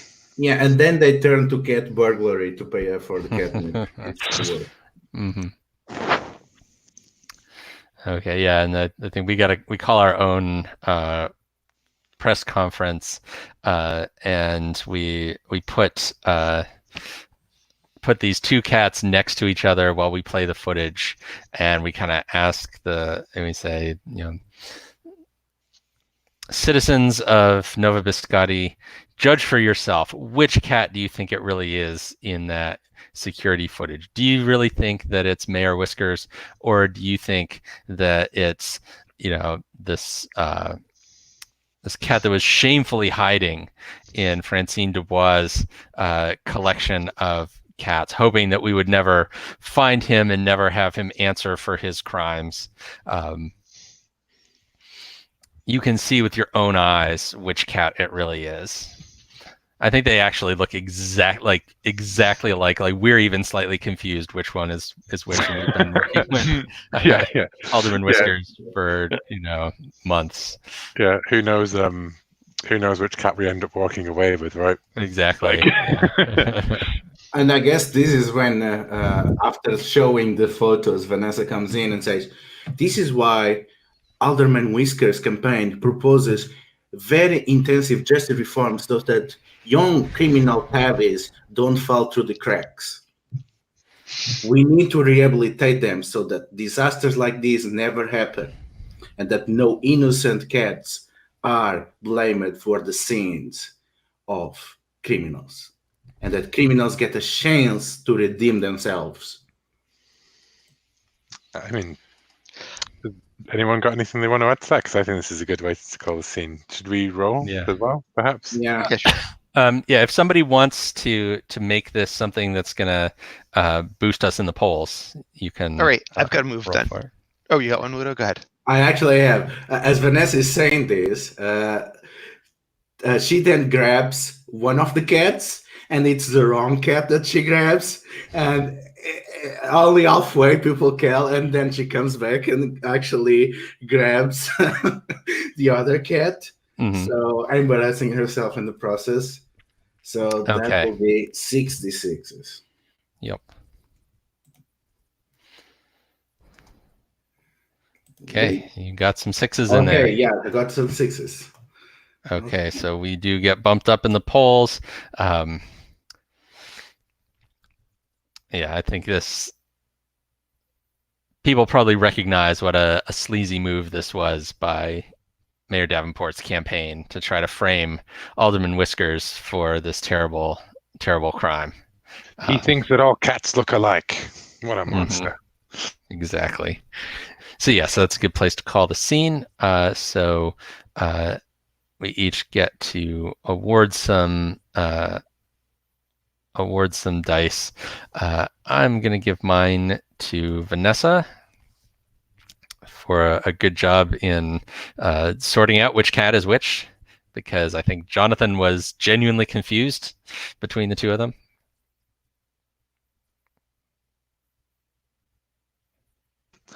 I think I'm going to be, again, jealous of Vanessa, because she's just, on the camera showing, now she's talking about criminal reform, like she's clearly got her sights on the legal area.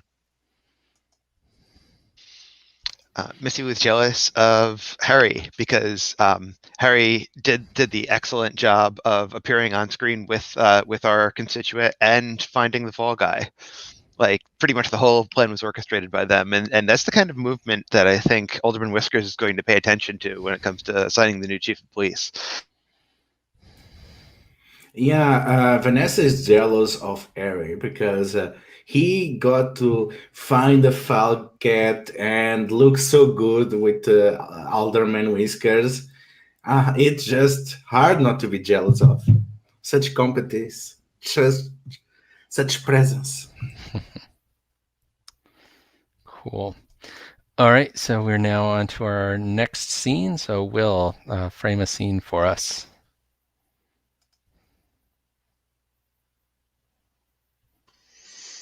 I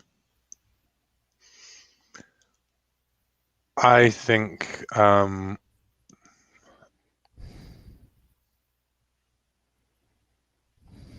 we need to get an influential endorsement from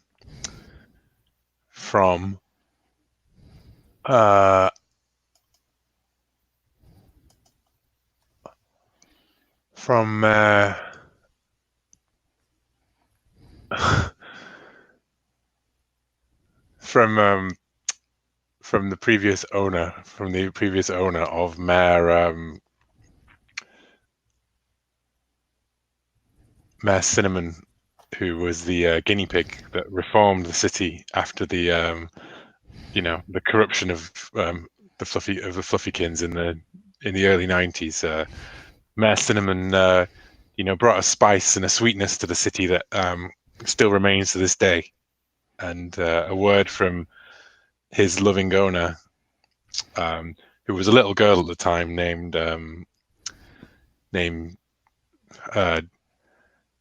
Jackie Lewison. She was little Jackie. She was his own, and she put him forward as a candidate, and they won hearts and minds. And then, like guinea pigs died, but his legacy lives on today in Nova Biscotti. And she's now a grown woman who, whose word carries a lot of weight in this city as the candidate. And we need to take control of this feline corruption angle. We need to get Mayor Cinnamon's. Oh no, we need to get little Jackie back in the scene, back on camera. We get little Jackie to say that Mayor Whisker is going to clean this place up just like he cleans the back of his paw. Then, we got this locked down. So, how do we do that?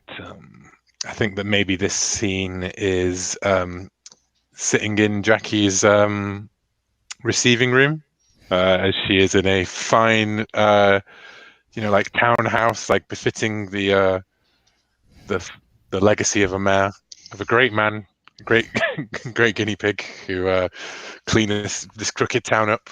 And she's sitting there and entertaining us, and she's dressed like all in black, like a widower still to this day, even though she's like, 25 or something now, or like maybe in her early 30s, because she was a kid when in the early 90s, right? So yeah, like. Mm-hmm.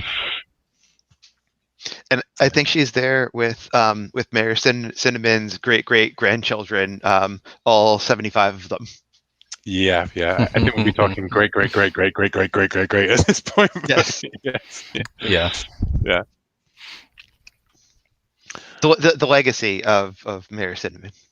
Yes, the legacy, Mayor Cinnamon's legacy. Yeah. It's been like 10 years, right? Oh. They're guinea pigs. So yeah, we need to secure her endorsement, and I think that one of the big obstacles is that Jackie is actually quite prejudiced against cats, because a stray cat took one of her guinea pigs one year straight out of the back garden.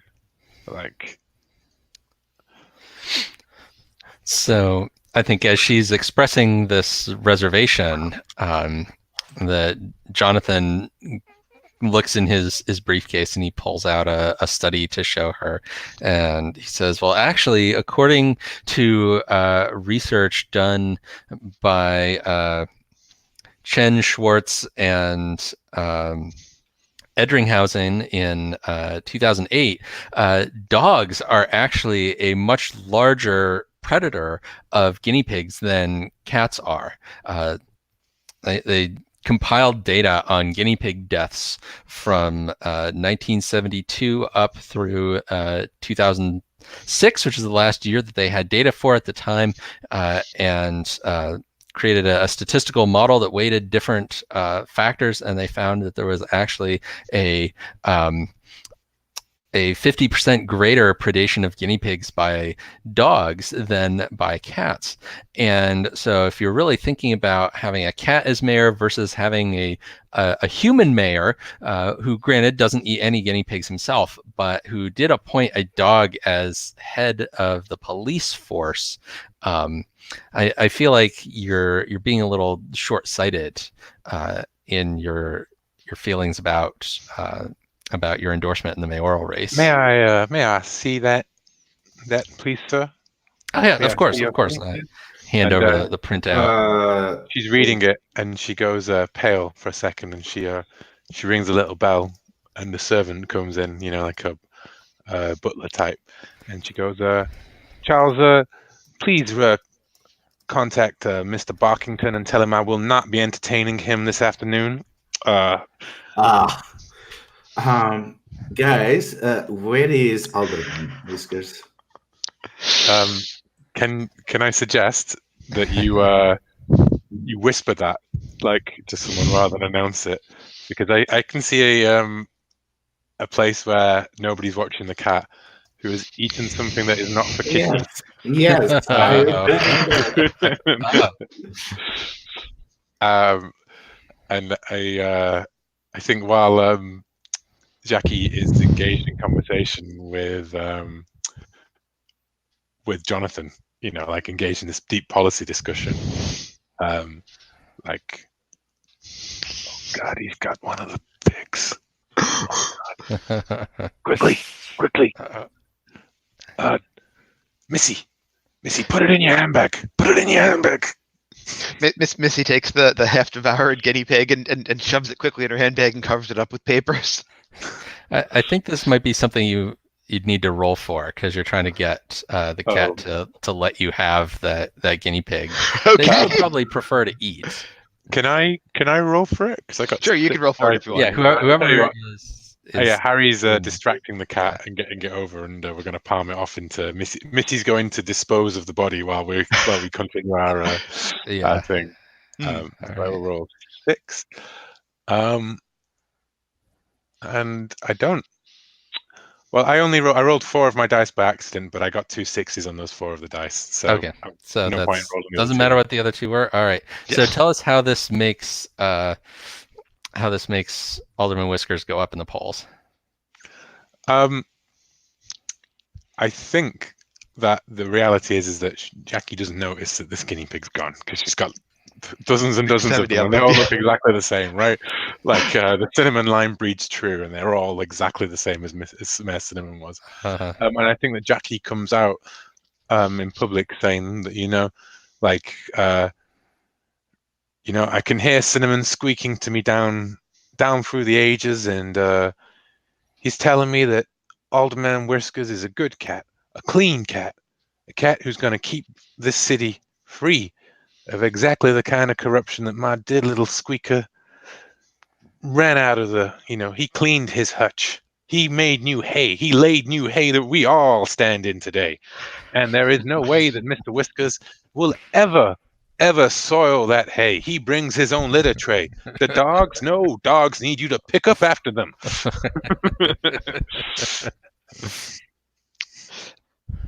Missy is going to leak to the press a story mostly of her own creation, but with real pictures. A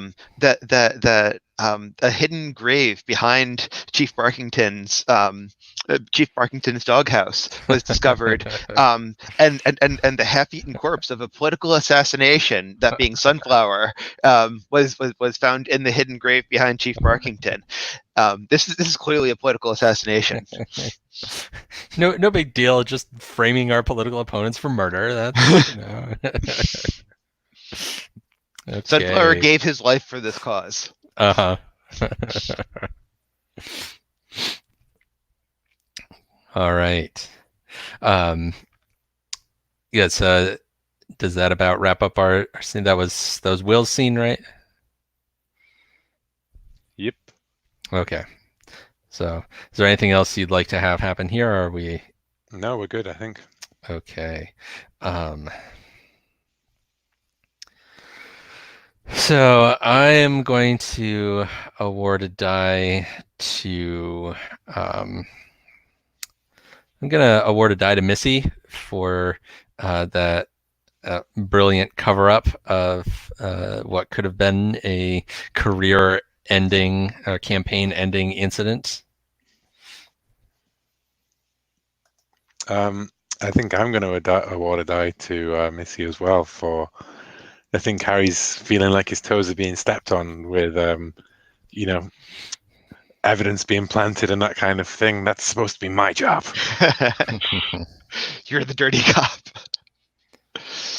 I'm going to award a die to Jonathan because he managed to get our celebrity on our side.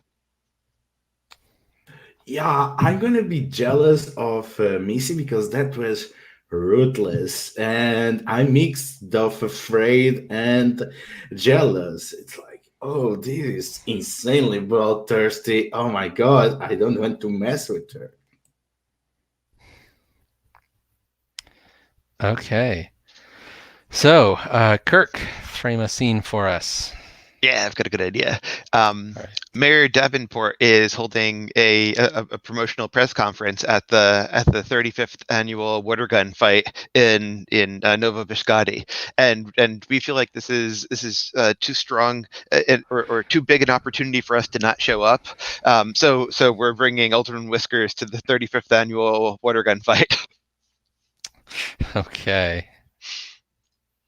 I've got it's held at the biggest park in the city, and there's lots of buckets all around, and people have big pressurized water guns, and Mayor Davenport has a backpack one that has a tanker on it and is spraying kids down, and everyone is frolicking happily, and Missy has Alderman Whiskers in one of those backpacks that has a clear outside and some breathing holes in it, and Alderman Whiskers looks absolutely fucking terrified. Yep.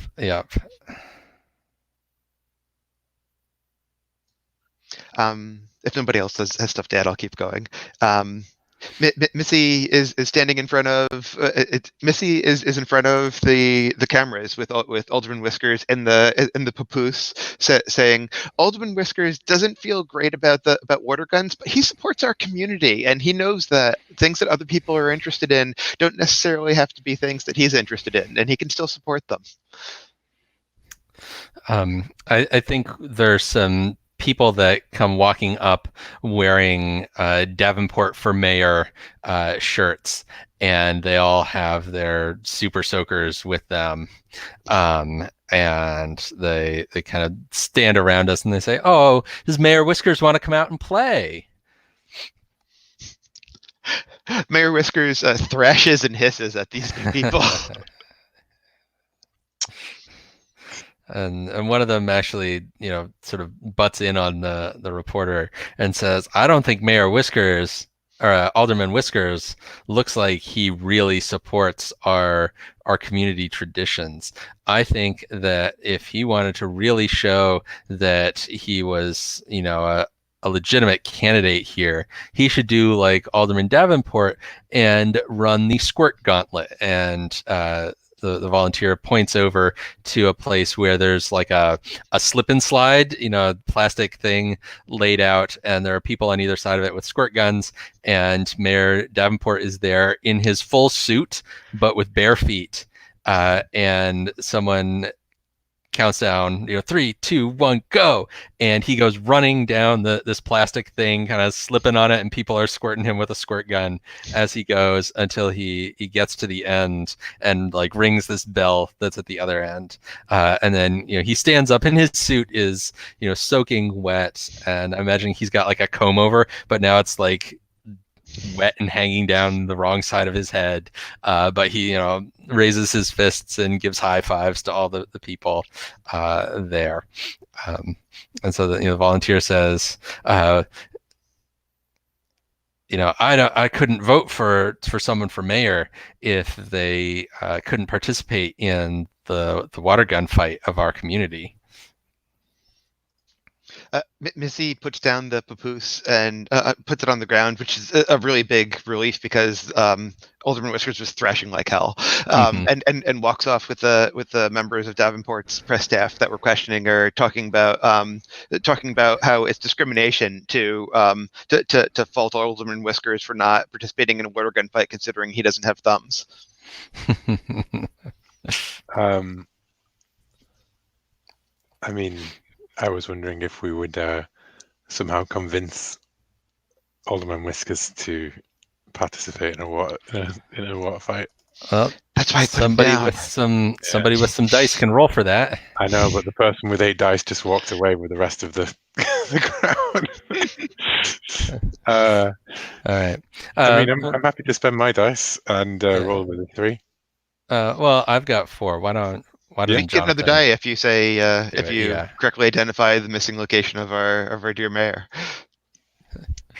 Well, I was giving other people the opportunity to call it.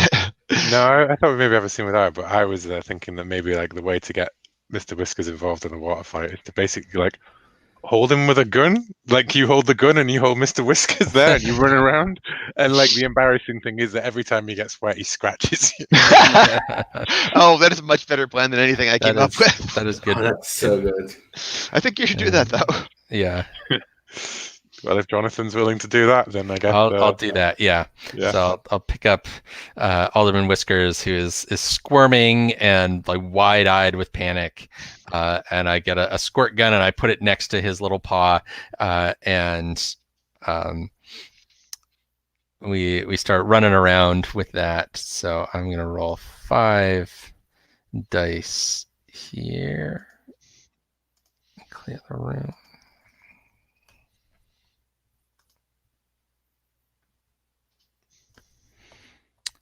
And I got a 6 in there. So we've maxed out the poles, so we can't mechanically go up any higher, but this will be a good thing for us, and it avoids going down. So I think we run around a little bit, squirt a few people, and the people with the Davenport shirts on, like his committed supporters, are still looking a little skeptical until I run up to the start of the squirt gauntlet, and I kind of whisper to Alderman Whiskers, it's like, you got to do this, buddy. You got to do this for the campaign. This is how you get to be mayor. And I kind of toss him onto the start of the slip and slide, and it's real wet now because multiple people have been running on it, and he just takes off, but like zigzags down the thing, and reaches the end and jumps up onto the table where the little bell is and rings the bell, and sits there, and people realize that he has managed to avoid getting squirted even once. He dodged every squirt that was squirted at him by all the people with their water guns, and he like delicately licks his paw and like smooths the hair on his head, and then raises a leg and licks his butt, and everybody applauds because that was the most adorable thing that anyone has ever done at the annual squirt gun fight. And some of the volunteers look over at Mayor Davenport, who's kind of huffing and his suit's all wet, and he's trying to fix his comb over, and he looks pretty unhappy about the whole situation there. All right, I'll call the scene. All right. So we decide who we're all jealous or resentful of this time around. Let's see. So it was Missy was one carrying. Yeah, this didn't have a lot of people in it. This is pretty. Alderman. Yeah, this is a lighter population scene. Yeah, so I'm gonna go ahead and give Missy my die, because she must have some kind of connection if she got to be the one to actually carry Alderman Whiskers in that special cat carrier backpack. No one else wanted to do it.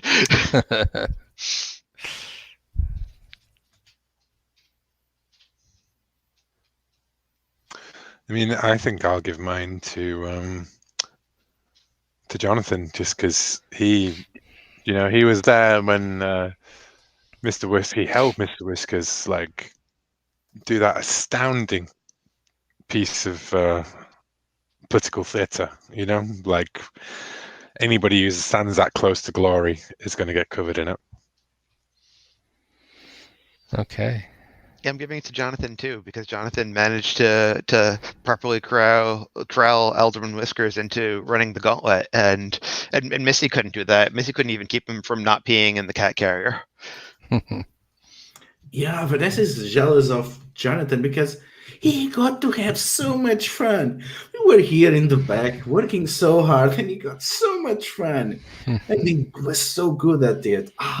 I wish I was taking part in the gauntlet with Aldermaster. Okay, sounds good. Okay, and so Ludo, you get to frame our last scene of the campaign. So we get back to our chipotle turned campaign offices, and It's the last days before the election, and uh, Vanessa is packing everything, putting the files away, many of them which they did not have time to go through, and she's putting away one pertaining to Meyer Fluffkins and half distracted going to it, and she sees something and her eyes just go wide. No, cannot be. And we cut to everyone together. Uh, Alderman Whiskers on top of the table. We all around him, and it's like the dossier open in front of the cat, as if Vanessa is presenting it to the cat. So you know how they were never able to jail Mayor Fluffkins because he never had actual assets from the corruption. We turn out that he got away by that by saying that he had barely any possessions on his name because he put everything in the name of the butler. And do you know what was the name of the butler? Gerald Davenport. Yes, the father of Mayor Davenport. All the money that Fluffykins stole was money laundered and given to them. And I think Alderman Whiskers looks up at you and just goes, Well,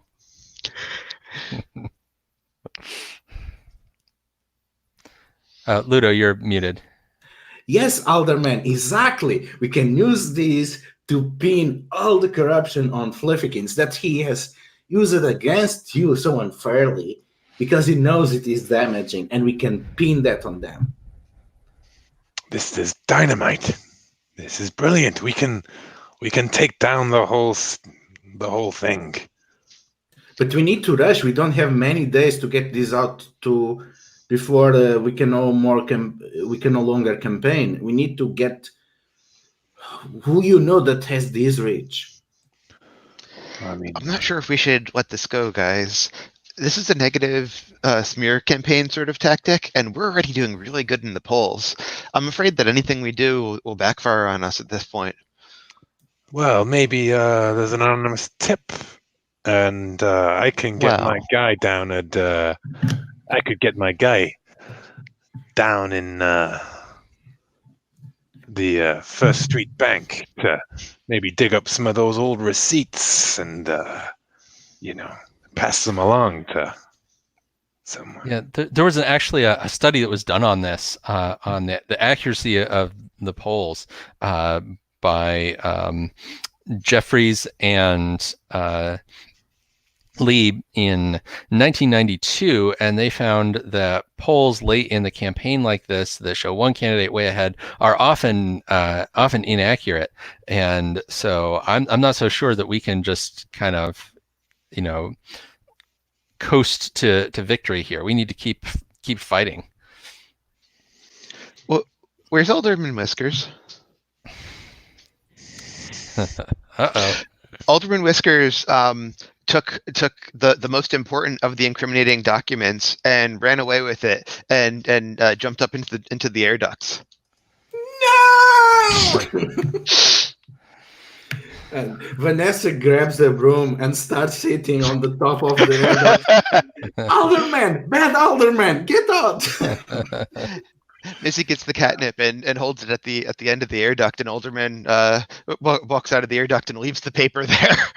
Yeah, I think that Harry looks up at that and goes, "God damn, that cat's too good for us. He doesn't want to dirty his paws with this kind of trash. Well, he's putting it outside of our reach. What a hero!" At least, we at least can put pressure on Davenport. Tell him that we know who's his guilty conscience against him. Listen, I'm not gonna go against what Alderman Whiskers stands for. He's setting an example for us, and I'm not gonna turn my back on that. Yeah, he says that we should beat them fair and square. He's real high. I gave him the catnip. He's flipping out. I understand, Mr. Alderman. I'll pack the rest of things. I think maybe like if we did get up there and find it, we'd find out that he'd shredded the document as well. Yeah. Okay. I think that's a sin then. Okay. So that's the last scene. So we don't need to award any dice because we don't have a chance to roll any of them.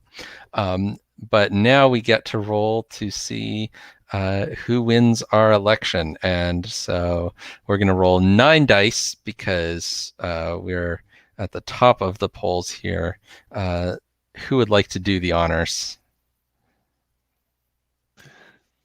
I abdicate for Kirk or Ludo to get the fun of rolling dice. Okay, let's go. Yeah, I want Ludo to do it since Ludo's scene didn't have any dice rolling.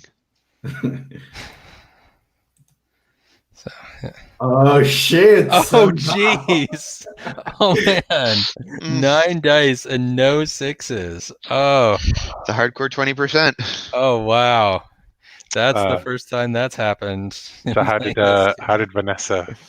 Vanessa's legal advice lose the campaign? Because you did not go with what I wanted. Should have went with that smear campaign. Yeah. Yeah. So we each get to accuse someone else of screwing up the campaign now, since Alderman Whiskers lost. So I think Jonathan blames Harry because he tried to set us against a beloved member of the Davenport administration, Bark Barkington. If we had just kept our focus on the the corrupt and incompetent human, then maybe we would have won. But I don't think people liked us attacking a dog, because really dogs are nearly as adorable as cats. But he's just so goddamn dirty.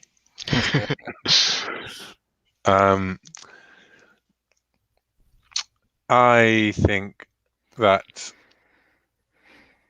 Harry's going to blame Missy because she, it's all about image, and like we relied upon her to control the image, and if it didn't go down with the voters, it means that she didn't do her job. We were doing everything right. Like, it seemed as though we were on top of the world, but clearly that wasn't getting through to the common man.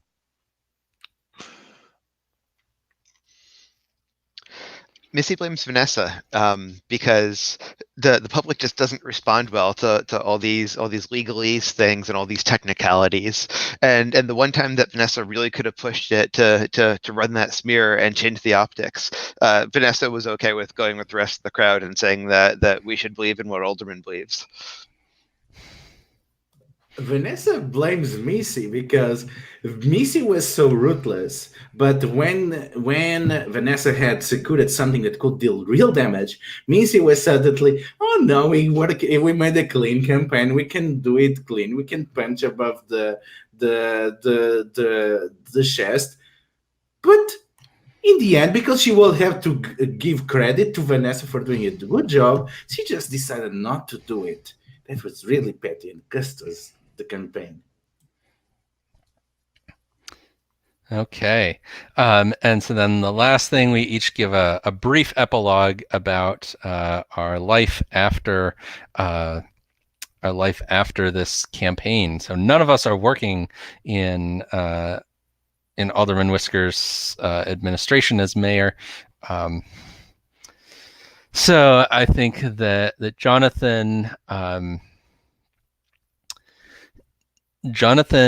tries to resume his PhD, but he got so much negative publicity associated with his connections to Alderman Whiskers that his advisor doesn't want to work with him on his project anymore, and so he has to transfer to Chrysanthemum University and go to our rival town in order to finish his degree.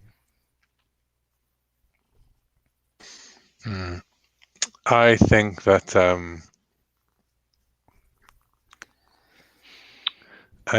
Harry Dixon is setting up his own campaign for district attorney to take on Barkington and clean it. He's trying to run on a ticket of cleaning up this dirty department. We need to take a doggy bag to the jail, to the police stations. We're gonna scoop this place right into justice. Missy is no longer the leader of the HOA, as the HOA changed, and now everyone's allowed to just have like natural plants and arid desert ecosystems in their front yard. And what's even the point if everyone's like that? It's just chaos. So having all that extra free time, she opened up her own cat grooming parlor. So Vanessa is running for DA because she understands how this works, and she understands that there's no way a DA will be elected if they don't have the support of the chief of police. And furthermore, she's blackmailing Mayor Davenport in making all the evidence connecting his father to the previous corrupt leadership once she gets as DA. And she is running the dirtiest, sleaziest, most corrupt campaign ever, and is all for the side of the cops against the citizens. Okay. All right. Well, thank you all so much for playing Mayor Cat. That was great. We'll say goodbye to the broadcast. Monks. Oh. My cat says goodbye, everybody. Like his the mouth. broadcast here.